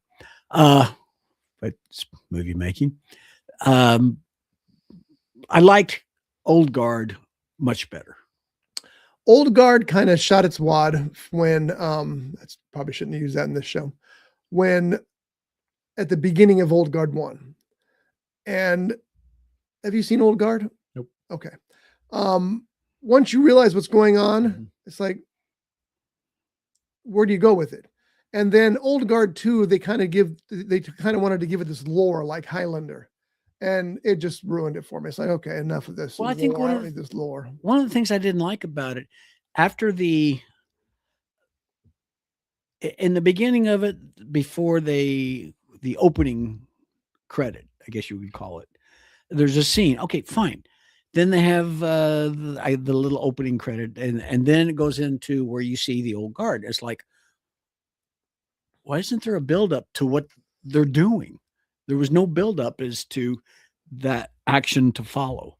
And I I don't was remember that at disappointed all. in that Yeah, I don't remember that at all. because it shows them where they're coming into the compound where the arms smuggler is, and there was no buildup as to why they were there. You I see think them. that they just wanted to start it off with a bunch of action, and they did. And to show you once again who the characters were, because the characters are, without giving it away, they have a unique ability. Let's just say. I'm halfway into it. I will finish it, and the only reason I didn't finish it is because I was falling asleep. It's not bad, but it's not as good as the first one. So, and the first one's iffy anyway. So, that it?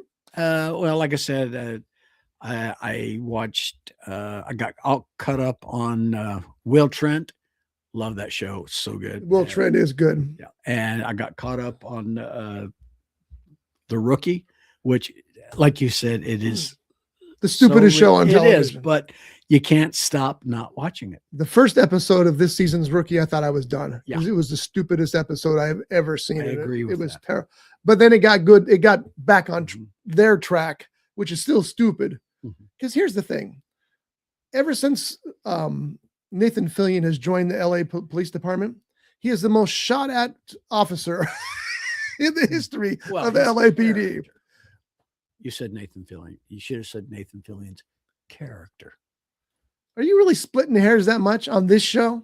Well, Because yeah. remember, I got the button right here. It'd just be me and Jeff. I keep forgetting. Hello. Hey, wait. It is, but it got better. Will Trent was pretty stupid first episode too, but then it got. The thing that I find fascinating about Will Trent is a smash hit television show. Mhm. It's a best-selling book series based on the same character. Completely different. Completely different. The books are hardcore police stories with all the blood, gore, and violence that you'd expect from like a Joseph Wambaugh novel. They're intense. Will Trent, the TV series, has a little bit of that, but it's also a little more fun.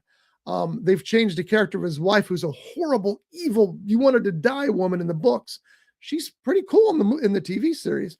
It's so different, and yet they both still work. I think that's pretty impressive. His wife? Well, they were married at one point. Oh, that's right. Were they married? Yeah. I thought they were just engaged or something. No, they were married. And But she's a cop. yeah, she's He's- terrific in that show where, too. Where he and his partner are agents of the Georgia GBI. GBI, which is the Georgia Bureau of Investigation. His ex-wife, who is a cop, not a agent, but a regular police detective. And But they work out of the same building. in the books also, they're completely different races than they are in the TV show. It blows my mind how different they are. Well, his partner and him in the GBI are different races.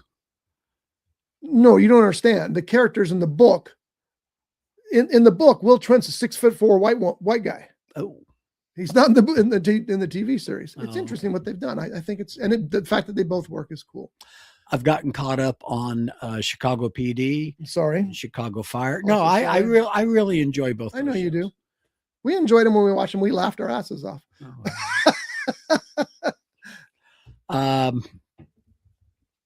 I guess that's I pretty shouldn't. much it. If you enjoy those shows, more power to you. They're just silly to me, but they're huge hits. So obviously I'm wrong. I started watching Daredevil, trying to find the new episodes, So good. but I can't find. I got caught up watching season 2 into season 3, and then you guys showed up. Hey, Yeah. And you're watching something, it's like, I don't remember this episode. I don't remember that episode. Oh, wait a minute. I do remember this episode, but I don't remember the ones before it. There's some amazing stuff It's in tough that. getting old. I'm telling you, you forget. But I do remember most of the Twilight Zones, except for that one episode you talked about earlier. Maybe it's an Outer Limits episode. I don't Okay. think so. I thought it was Twilight Zone. I don't recall that episode either, but Well, there's like 12 seasons of that, and I've only gotten a few seasons in. So That was the first big money that Josh ever spent when he was, I think he was working at the theater, just started working at the theater, and he bought the box set of Twilight Zone. He had to have it because he was, as you should, everybody should own it. yeah, it's on my Amazon list. It's just Eventually. awesome stuff. Is it cheap yet? I think it's like $80 last time I It's looked. not cheap enough. I think he paid 120 for it when it first came out. Yeah. Well, the X-Files is way more expensive than that. And that's an expense way down the line. I wonder why that is. Mm. I was buying Monk, the Monk television series season by season at thrift stores. And I bought one season of season 3 or something like that. And then I found season 2. And then I found another season 2 and forgot I bought a season 2. So I bought another season 2. And then I found another season 2 and I bought that because I forgot I bought 2 already. So now I have 3 season 2s. What And I season- finally went, you know what? Screw this. And I bought the whole box set from Amazon. What season did I get you? Season 2. Oh, it was 2. Yeah. I was thinking it was 6. No, it was 2. Oh, okay. But so I finally just got tired of spending little pieces and it was $40 on Amazon for the whole series. So now you can take those 3 other seasons that you have of season 2. Somebody's getting those as Christmas presents this year. Yeah, totally. Hey, speaking of Monk, isn't there supposed to be another Monk movie coming I out? don't think so. There was a Monk movie, but it's come and gone. Oh, It was great too. It was great. I got to find that movie because I really enjoyed Monk. The Last Adventure of Mr. Monk is what it was called. See, that's why it has to be the last one, because what the adventure after the last adventure of Mr. Monk? Well, it could be the new adventures of. Don't go there. No. Oh, okay. Did you guys see they're rebooting the Rockford Files? No. It's going to be tough. You don't know the Rockford Files? It sounds familiar. Yeah. If you get a chance to watch Rockford Files, and there's a lot of them. Okay. Do it. I'll give you a name. James Garner. He knows James Garner, I think. No? Show me a picture. You know James Garner. Okay. You remember the TV show? Maverick. It was a Western. Hey, Top Gun. Yeah. He wasn't in Top Gun. Maverick. Talk to me, Goose. The Great Escape. No. Winning. Charlie Sheen. Boy, it's a good thing. 36 seconds? 36 Speaking hours, of 36, no, wait a minute. 36 hours, I think Yeah. it was. And what's that play I was telling you about that's going to be at the Rubicon? 39 chairs. No. 36. I don't know. Crazy Fists. Oh, actually, if he's going to be in it, it might work, but I don't know. David Boreanaz, how do you say his name? Anybody? Boreanaz is going to be the new Rockford. That's playing with fire. Let's just say that. It's playing with fire. Rockford Files was a legendary television show. We'll see. Speaking of Rockford Files and talking about X-Files just a moment ago, they're rebooting the X-Files. Yeah, with, Ryan Coogler and yes, I'm kind of excited about that. I'm interested in that as well. I mean, but I don't know. You could screw it up easy. Yeah, but he's super. I mean, look at Sinners. Yeah, if he can create Sinners, which by the way they say it has a slim chance of winning Best Picture over one battle after another, because the people are the people who vote political stuff. Well, not political. They just really like that movie. Oh, okay. So, but I don't know. One battle after another has got such a huge lead on it already. I can't imagine it. Yeah.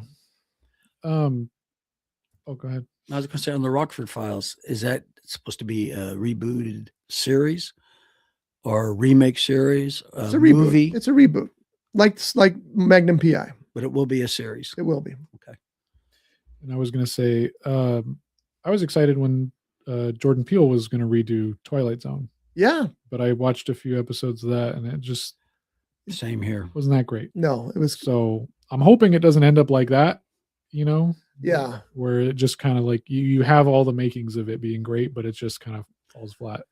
That's how I felt about Magnum PI. I liked it, but it didn't have that grab, that appeal that I liked in the original Magnum PI. I think that remaking Twilight Zone is tough because you got no Rod Serling. Yeah.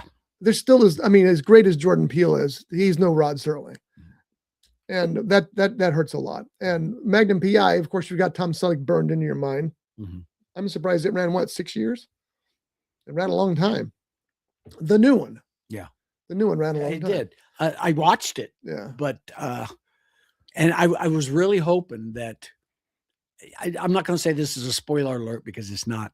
I was really hoping that Robin Masters at the final episode, when we would find out who Robin Masters is, that it would have been Tom Selleck playing Robin That would have been Masters. Cool. Yeah. Yeah, I don't know. Well, I read one article, and this guy was saying that he couldn't imagine Jim Rockford with a cell phone. I thought, oh my God, he's right. Because Rockford did real detective work. Detectives these days, Google.com. You guys have read the Bryce Heller novels. You know how it goes. You do most of your research on the phone and on the computer. Rockford went out and dug that stuff up because he didn't have a cell phone. He didn't have the internet. And he drove a Firebird. So I don't know. I don't know. We'll wait and see. All right. He So drove if you'll pardon, a bitchin' stock Firebird. It looked so good. that's well. Pontiac Firebird. And he lived in a trailer. Yes. And that parking lot that the trailer was in at the beach, you know, there's a restaurant across the parking lot from. I've been to that restaurant. And they have a sign on it that says Rockford Files here these 6 years. As a matter of fact, Bert had me take him down there for lunch. Oh, really? That's how I found it. Oh. Down Paradise Cove. Okay, so as you guys know, I was on the plane to Costa Rica, so I didn't have time to watch a lot of stuff. But I did watch Rio Bravo, this movie from, I think it was 1969. Maybe it was 1959. John Wayne, Dean Martin, Ricky Nelson, and I got to tell you, a smoking hot Angie Dickinson. Oh, yeah. She was smoking hot in that movie. I also like the fact that her character was a little more stronger than most of the females in the John Wayne movies are. She had a little more backbone to her. Not a lot, but a little more backbone. And she was great. Walter Brennan, of course, was in it as well. Ward Bond and John Russell. It was a decent Western for its time. I don't know why Dean Martin didn't do more acting. I know he did a lot, but that guy was really good. He had a great screen presence, and you could always tell he was having a good time, even when he was playing depressed mode in this movie, because he was a drunk trying to get past it. Yeah. Of all the John Wayne movies that I watched last year, that one was one of my favorites. Really? Yeah. Yeah. And I love the poster too. Great poster. And Ricky Nelson was also good in it. Rio Bravo was a trio of movies, basically the same movie, just told a little differently. What were the other ones? El Dorado was one of them, and the third, I can't remember in which order it was. The third one was, so one of them had, instead of Dean Martin, it had Robert Mitchum, played the drunk sheriff. And a lot of drinking going on in the Old West. Oh, yeah. And as a matter of fact, that particular one with Robert Mitchum also had James Caan in it instead of Ricky Nelson. Oh, cool.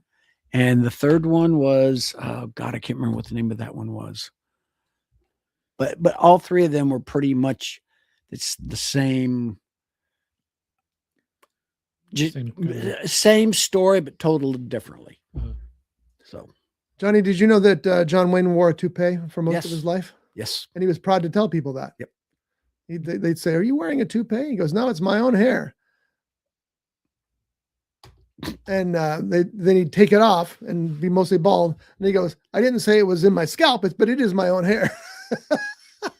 But I heard that from Ron Howard this week. I was listening to a Ron Howard podcast. On the list I gave you guys, I think Rio Bravo is on it. As a matter of fact, El Dorado might be on it. I don't know if all three of those movies are on it or not.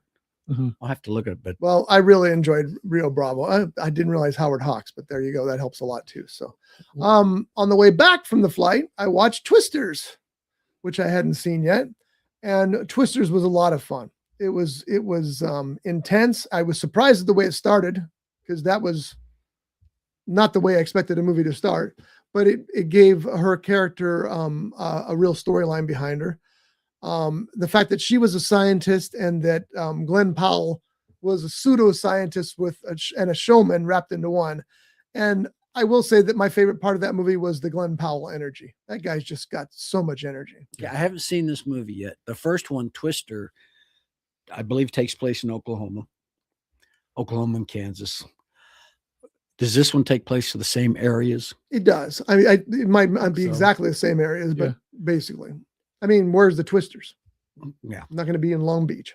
Well, I grew up in what was called Tornado Alley in northeastern Oklahoma. Do they play the same characters? No. I know it's different actors, but is it the same character? It's not the same characters. It's a completely different story, which I really liked about it. Okay. I don't know how true the science is though in it. Oh, I don't know anything about that. I was just going to ask, I don't remember if anybody was related to anybody from the first movie.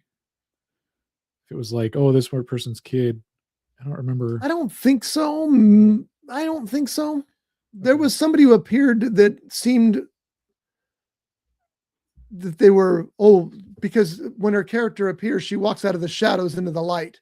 And I was trying to, is she from the first one? I couldn't remember, and I meant to look it up and I didn't. Okay. Yeah, I don't recall. Well, I remember in the first one, I think in the beginning, it shows the family is in, tornadoes coming and they go down into the cellar, except I think the little girl doesn't make it in the cellar, or the father doesn't make it in the cellar or something like that. And that's what Helen Hunt's character,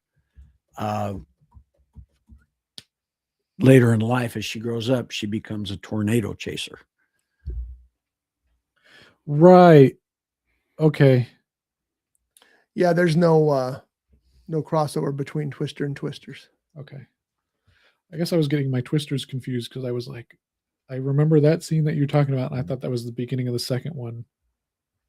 But that wasn't. That was the other. Yeah, the beginning of the second one is when they're testing their equipment for the first time, and Right. Yeah. things go awry. Yes. Okay. With the bridge. Yes, very awry. And with the worst place you want to be is under an overpass. Oh, we better get to an overpass. One thing I didn't like about the first one was where it shows that car coming in sideways in the air in slow motion, where everything else is going around. The one thing too is Comes into the building. When we went out to Missouri, because M's family lives out in Missouri, it was tornado season, and M was telling me, like if we're driving around and the tornado sirens go, and they test the sirens every day. And it was like scary. I was like, they didn't tell me about that. So first day in Missouri, I was like, what's that? What's going on? And you're looking they're like, oh, those tornado sirens. It's fine. What do you mean it's fine? Like, no, they're just testing them. Like, you'd know if it was real. It's like, how? If they're testing them every day, well, it's at the same time every day. Well, what if the tornado's right now? What comes on the radio too? Yeah. So they're saying, well, if you drive around, Jeff, just if a tornado happens and you're on the road, just pull over and go inside the ditch. What? Yeah, the tornado will hop it. Like, what are you talking about? What do you mean the tornado? This thing is ripping out houses. It's throwing things around. How am I? Hey, if I go into a little tiny 2-foot ditch, how is that going to stop that? That makes no sense scientifically. Well, it does. Do people just do this? Either one of you watched the TV series Young Sheldon? Nope. Okay. Well, there's a scene in there where Sheldon's father is coming back from picking up his daughter, who is supposed to be Sheldon's twin sister, because she had run away or something. Anyway, they're coming back and there's a tornado. Well, they stop, get out of the car, and they get into a bar ditch. A bar ditch is it's a ditch with a bar. I'll have a shot while I wait for this. There you go. Bar ditch runs parallel with the road. Therefore, it's called a bar ditch. And they get into the ditch, and the tornado flips their car, but misses them. And that's just it. If there's a tornado, you don't want to be out in the open. You want to be, if you don't have a shelter and there's a ditch, get in the ditch, lay flat as flat as you can get. That didn't work. More than likely, you will not get sucked up. That doesn't, I don't know how that works though. Physics, I don't know. No, it's the tornado agreement. The tornadoes have agreed not to suck anybody up who's laying flat. Yeah. Like, to me, it's like, during COVID when they would put the shield in front of you, and it's like, what? It can't go around? Like, what are you talking about? That works? It's just, you can't tell me that I'm going to get in a little ditch and that's just going to make everything go away. Yeah. I ain't testing that out. Exactly. If I see a tornado, I am turning around. I'm going the other way. That's the best advice. There have been tornado sightings here in Southern California, but they're few and very far in. And they're not the monsters like they were in this movie. Yeah. Haven't you noticed they've always, 5 or whatever they are. When you read those, California, it's always a trailer park. You notice that? There's a reason for that. Yeah. I don't know what it is, but well, it's trailer park. Yeah.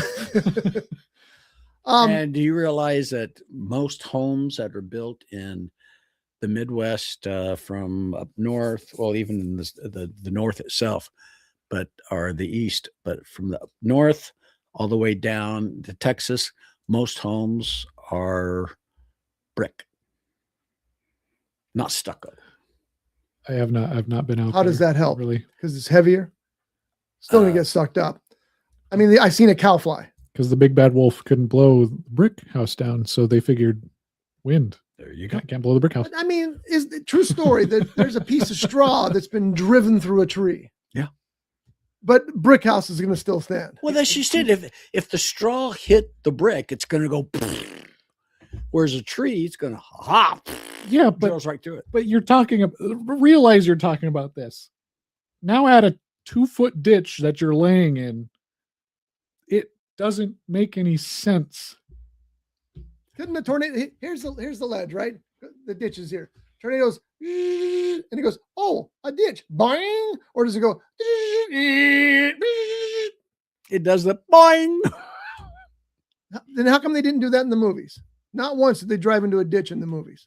And the movie is on film. It's real. And why don't they make ditches deeper with like underground tornado tunnel ditch. systems? A tornado ditch. Yeah, exactly. Though some ditches are deeper. But some ditches are deeper here. They're not earthquake ditches. And you don't want to get into a ditch that's got water in it because you might drown. Or there might be a crawdad in it. You son of a ditch. Crawdads. Crawdad NATO. So, Tadpoles. when I got back from Costa Rica, moving on. By the way, I also like the music in Twisters because they were smart. I didn't realize that Jerry Kosinski didn't write the script, but he came up with a story. That's the guy who did Maverick and F1. So that makes sense when the scheme of things. Which Maverick? Top Gun Maverick. Okay. See, yeah, you got to, because there was another movie called Maverick, which had James Garner. There's probably more than one in it. But yeah. Do you think? Never mind. Okay. But when I got home, it was still in theaters. So yeah, me and my wife went and saw Shelter yesterday, Thursday, and not yesterday, Thursday. And it's Statham plays this guy who's on an island all by himself. He's there's a lighthouse there, but it doesn't work. And this little girl and her uncle bring him supplies every day. It's a light out house. Wait, what did you say? It's a light out house. Okay. Yeah, Jeff, so that's what I thought. That's what I thought. Just needed to make sure, yeah. So the little girl and her uncle bring him supplies every week. The uncle parks off the boat off the coast because he can't get close to the island. She takes the little boat in. She delivers his food. She doesn't understand why he lives there by himself and nobody visits him. So she brings him a little present to be a friend. He tells her, don't ever bring me anything ever again. You need to stay away from me. She's upset. She gets back in the boat, takes off. The next day they come back. There's a little brewing storm. And she takes the food up to his house. She's supposed to leave it there in the dock, but she takes it up there and wants to know why he's so mean to her. Well, the storm gets worse. She goes back down. Her boat crashes. Her uncle's boat sinks. Jason has to jump in the water and save the day. He pulls the daughter out. There's no saving the uncle. And she gets ill. She gets an infection from a wound she has. So now he has to go into town. And he doesn't want to go into town. Why? Everybody's looking for him. So he's trying to avoid the cameras. You can't avoid every camera. And now they found out where he's at and they're after him. And he doesn't really care so much that they're after him as it is he wants to protect that little girl. So it's an above average Jason Statham movie. Much better than A Working Man. Probably on a par with The Beekeeper, but not as much fun. It's got lots of Statham beating the bad guys up, which I love. It also has a weirdly personal feel to it because he's protecting this little girl. He doesn't really care about what happens to him. He just wants to get her to safety. And you can feel that. It's got a real emotion to it, real heart to it. And I was kind of surprised by that as well. A great score and a very interesting score because it's like a pulse almost all the way through the movie.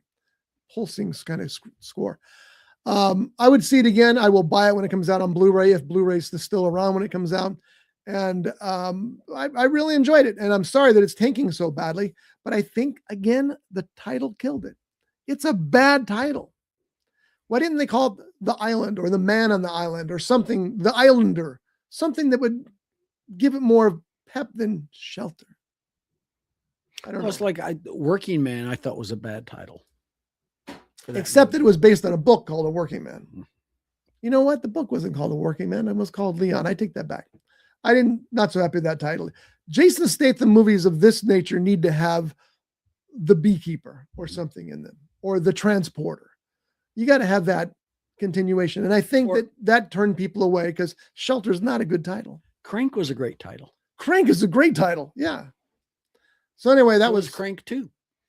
Crank 2. Have you seen the Crank movies? Nope. Right. Put it down your list. They are the most. It is on my list. They are the most ludicrous movies you will ever see in your life. I've heard. Damn, they're fun. Yeah, they are.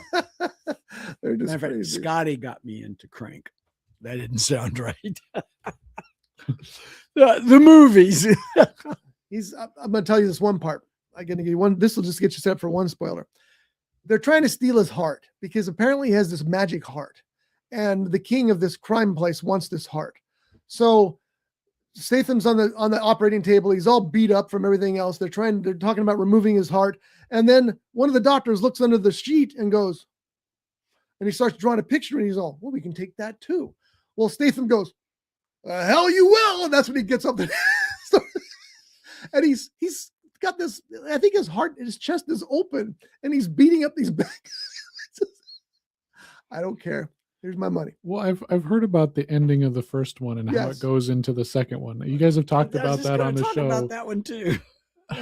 I want to see those. Like, I want to see more Statham movies and stuff. So it's on my list of things. The more Statham you see, the more you will appreciate the fact that he's mine and you stay away from him. The only question I had about 2 was, you're in Southern California, I presume. Where did they get the snow shovel? Well, they weren't using it for snow, John. And there's much snow in California. There's a lot of snow in California. That's the wrong kind of snow. No, there's Southern California. Fraser Park has lots of snow. Well, yeah, but that's not where it so took they place. drove up to Lowe's in Fraser Park and got it. Oh, well, that could be. We need a shovel to scrape bodies up with. Go to Lowe's in Fraser Park. That was so funny. Facebook Marketplace, probably. Yeah. But that scene was so funny with the snow shovel. Scraping him up off the floor. Oh, All right, we're going to end today because it is Valentine's Day. You got any plans for tonight? You guys do anything that was special? it? That's all you saw? I told you I was in Costa Rica most of the time. Didn't you see anything down there? No. Oh. There's one theater 25 minutes. And you only saw one thing when you came back? Yeah, that's all I needed to see. Oh, well, okay. Anyway, any plans for today? Em and I do not do Valentine's Day on Valentine's Day because that's dumb. 60,000 people out there. Yeah. So we either do Valentine's Day like 2 days before or we do 2 days after. We never say we're going to do anything, but then we always end up going to dinner or something. Yeah.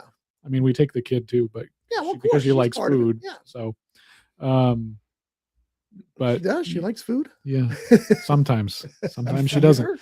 You feed her? Some days she likes chicken nuggets, and then other days she doesn't want anything to do with it, and she swears she never liked them. So it's very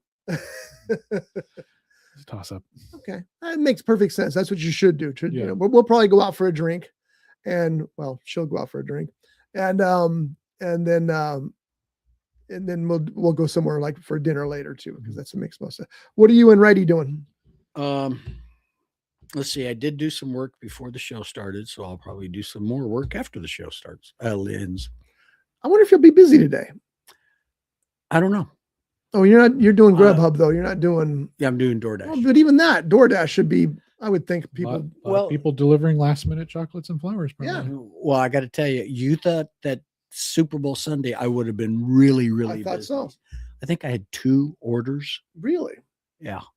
See, I'm doing what I'm not. As a matter of fact, this whole 2 weeks period has been terrible, at least for me. And it's not because I was gone, because I don't use either one of those.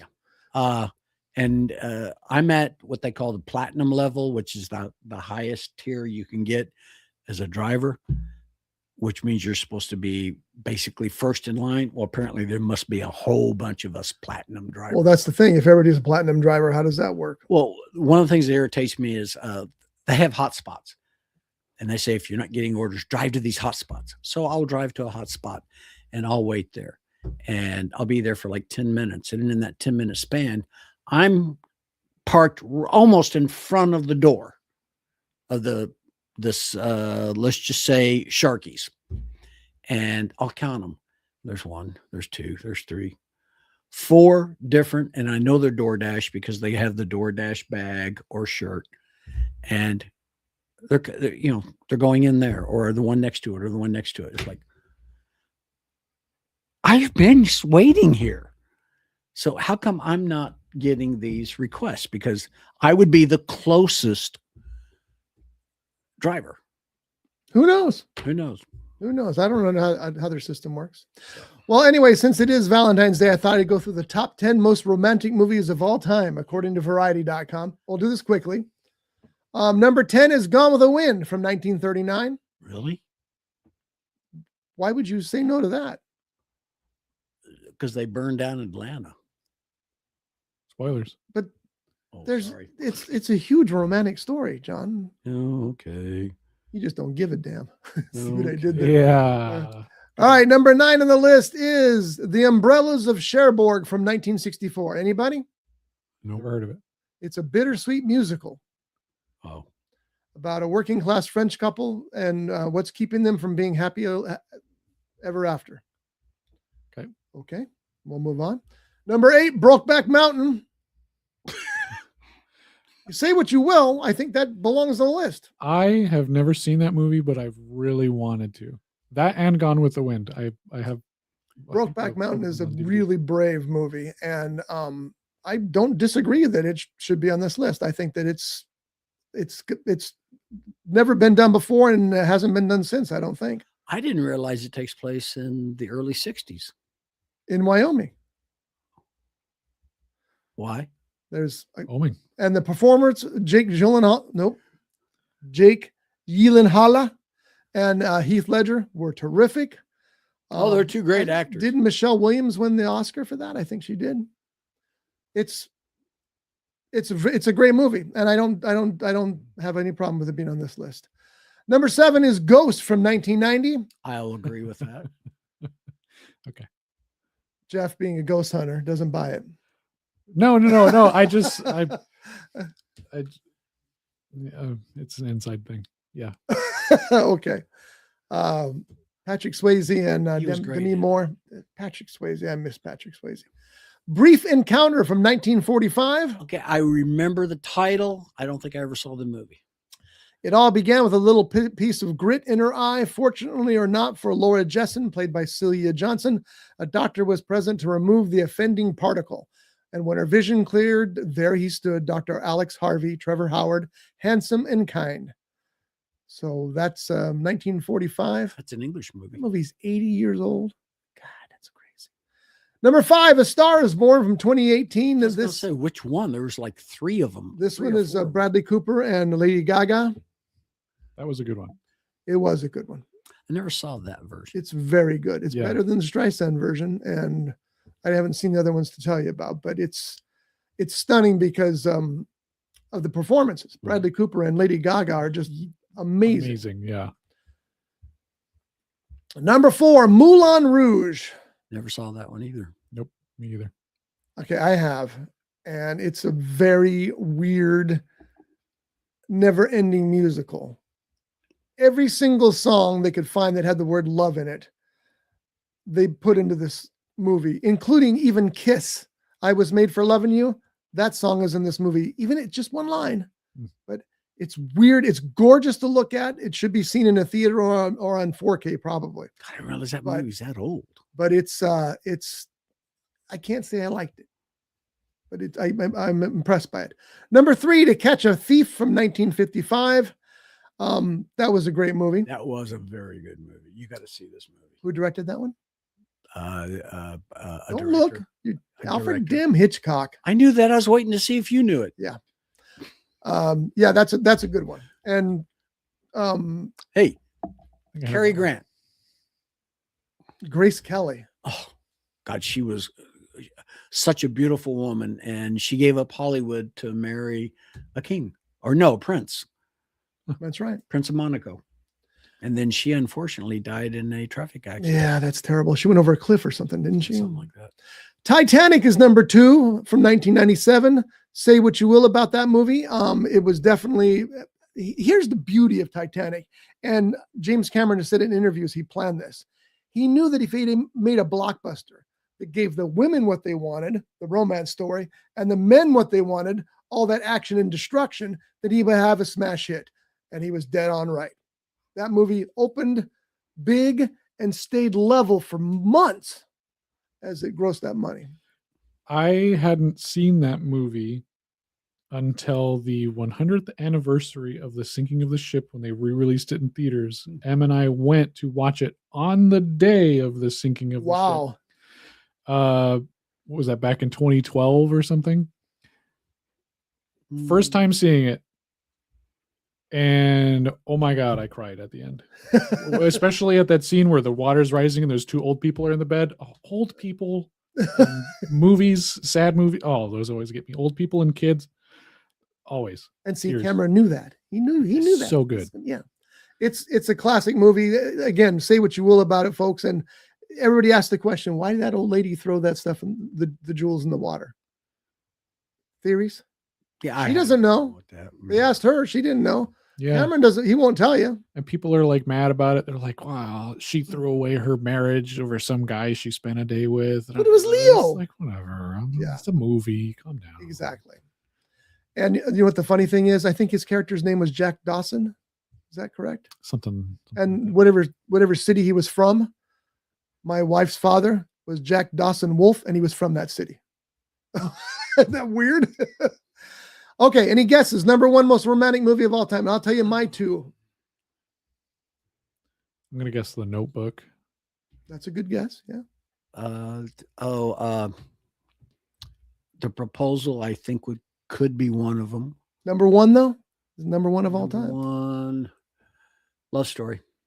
Okay, that's also a good one. I will tell you my two favorite love story movies. I don't know if they're romantic or not, but love stories. E.T. the Extraterrestrial and Babe. Now, okay, I have to explain why. In both of those movies, you actually felt love. You felt it. Those movies gave it back to you. Even though one's a space alien, the other one's a damn pig. But when the actor, James, I can't believe I could forget. I was going to say, does it begin with a B? No. Anyway, when he looks down at that pig and goes, "That'll do, pig," you just swell with a feeling of love. It just, how does that work with a damn pig? But it does. That's not going to be number one or two on this list. I think Notebook is going to be. Mm-hmm. And we're looking right now. Oh, shocker. Whoa. Wow. Casablanca from 1942. You know what? They're wrong. I'm not sure they're wrong. Casablanca's really good. I haven't seen that one either. I saw it just recently. Oh, okay. I found it on streaming, and I thought I need to watch. I know it's on HBO right now. It's a stupid reason for me to watch it, but there's a restaurant down in LA. Usually when we pick up my brother from the airport, we stop there, and it's a Casablanca themed restaurant. It's designed like the Casablanca. It's not called Casablanca. It's called something else, but I can't remember right now. Anyway, delicious food, tons of authentic artifacts from the movie. Like, oh, this was the hat they have the whole suit that Humphrey Bogart wore. The whole suit in a glass case. It's amazing. So I thought I really probably should watch this movie. And I was stunned how good it was. It was very, very good. So, and you guys heard the story about the guy, the lawyer who was tired of getting rejection notices from his scripts. So he typed out the entire script from Casablanca, changed the names, and sent it out to the studios. 10 studios, I think. 9 of them rejected it as too schmaltzy. And the one guy said, "Hey, this is Casablanca." So that gives you an idea what's going on. That's a good choice. I think that's a good choice. Who has seen The Notebook? Okay. I've seen it. Notebook. Tell us about The Notebook.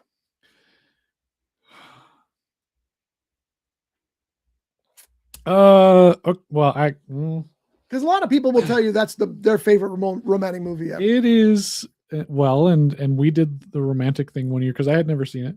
That's the thing that, chicks dig. You sit down and you watch a romantic movie. So Em and I, we sat down. We had a nice dinner and everything. We sat down and we watched the movie. We did the whole thing with the we brought the flowers and all that junk, just, because the chocolates, because we did a stereotypical Valentine's Day.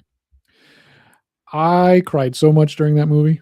And it's the same thing with old people.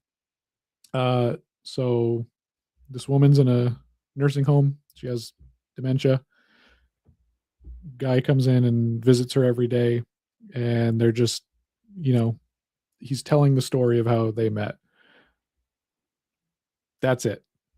Just from there. Now, it's very like, old dated, a little bit, because it's like he kind of, if you look at it from today's standards, like he's kind of stalkerish, a little bit. But like back in those days, you talk to old people and how they got married with, it's like, this is like some psychopathic energy like that you put into this. And it's like, well, we've been married for 77 years. And it's like, yeah, but it's a little weird. So you can look at it that way and it's a little dated, but like it's a good film. And like the end, like, oh my God, that's a good one. All right. I may whip that out tonight because I've got a copy of that. I bought it on DVD just because it seems to grow every year in popularity, and especially this time of year. Yeah. So I may take that out and watch that this year. There's another movie in theaters right now called Solo Mio with that looks good. Kevin James and others. I really do not like their new thing. Well, this is Rotten Tomatoes. That's why. 80% on the Rotten Tomato, the critic side. I'm not even reporting on the popcorn side anymore because it's so misused now that I'm done with it.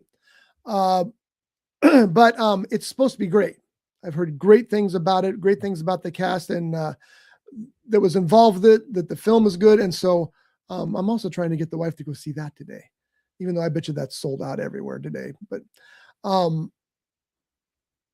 that's just one suggestion. I haven't seen it. I don't know if it's any good. I just know that some people have called it the greatest romance film of all time, which is impressive. And what's up with Kevin James changing his style here so much? I've seen him play a hitman recently. I've seen him play a crime boss. And now in this movie, he, again, doesn't look like the Kevin James we know. But maybe he thought it worked out for Adam Sandler. He played a mom. Maybe, yeah. He sure has. Oh, I know why he's doing this. He's going to play Jason Statham's brother. Maybe. Is he going to do the voice? Yeah, I don't know. Let me pull it up. We used to, my friend, every time I see Kevin James, I think of this poster. I know this is way off topic. My friend Pat at the movie theater, whenever they throw away the movie posters and stuff, he would make collages out of them and put them in the break room. District manager did not like that whatsoever. They never do. Threw a lot of them away, but the best one, and I took a picture of it, was with Kevin James as Paul Blart Mall Cop as he's running across the rooftop of Vegas in part 2, and he's coming out of the mouth of Pac-Man from Pixels. And it was the greatest poster, and I was so sad when I came to work one day and found out that the district manager had thrown it away because I wanted that on my wall. Yeah. District managers. Yeah. They're the worst one at theaters, man. I'll send you the picture because I have We used to dread the district manager coming out, and you try to get anything special for him, and it didn't matter. They'd find something to screw with you. The district manager, everyone was so scared of him, and never wanted to talk to him because he would just complain about everything. Me, I did the opposite. I knew he was in charge of the Flashback Thursdays, so I would constantly ask him to play Blair Witch Project. And every time I saw him, I would ask him. And he got so annoyed of me, he threatened to fire me if I asked him more time. Again? So I kept asking him, and then he actually started avoiding the theater where like he wouldn't go for months and months. And everyone was like, just keep asking him about Blair Witch Project. So even after I quit, whenever I'd see him, I'm like, you going to play Blair Witch Project? He's like, I'm never going to play that movie, Jeff. I'm like, it's a really good movie. And he asked for suggestions one day. He's like, I can't figure out what to play in October. Like, you guys need to. October's perfect for that movie. And I went in. It was one. I had multiple people had multiple, like 20 horror movies to put on there. I went in with a little post-it note that said Blair Witch Project. I'm like, there you go. And he looked at me. He's like, I'm going to fire you one day, I swear to God. I'm like, well. I love that. That'd be a good torture. I had a district manager come to my theater in Oxnard once, and we had the hot dog machine here. And on top of the hot dog machine, we had this nice little, it was a glass top, of course. We had this nice little collection of seashells. It was very pretty there. It looked, and it fit the area because it was downtown Oxnard. He comes in to do an inspection one day, and he scrapes them all, just throws them all off on the floor. I don't like that there. You're a district manager, man. You're not God. You're not the president. You're an asshole. Sorry, I don't usually use that word in this show. But he was. It's like, just tell me to move it if you don't like it. Don't knock it on the floor, you jackass. I sent you guys the picture of Kevin James Pixel. We'll pull that up and show it next week just for fun. Solo Mio stars Kevin James, Allison Hannigan. She went to band camp. Nicole Grimado and Kim Coates. Hey. Sons of Anarchy. That's right. Yeah. God, he was so good in that too. All right. Oh, he was good in that Open Range. I don't remember him in Open Range. Yeah. I didn't like Open Range. I need to watch it again, though. Remember when Kevin Costner's character says, "You the one that shot our friend?" Yeah, I did. Spoiler alert. Oh, the movie's been out for how long? Which, by the way, I do have that on DVD. It was the way he dies, and it was just so cool. I just checked out the 50 list where you got your 10, and I'm surprised that some of those movies that were 50 to 11, some of them I think should have been in the top 10. Well, it's a hard balance, especially if you haven't seen all of them in the top 10. I mean Roman Holiday. I agree. Silence of the Lambs did not belong on the list. I know that. That's a bizarre choice. Well, I'm kind of curious what the rest of those movies are. Variety.com. That's where I got my list, so you can all go there and check it out. And I think that's it for today, folks. So thank you all for watching. Thanks for listening. If you're listening and you want to watch, just go to roughedge.tv. Subscribe, give us a like. It doesn't hurt you and it helps us. And anything else? What are you going to go see this week? Scream 7. Oh, that's right. That comes out. I'm going to go see that, and going to try to finish Twin Peaks, and that's maybe try to finish Inception because I started watching that the other day. You should finish that. That's really good. It's complex though, man. Yeah, no, I'm following it fine.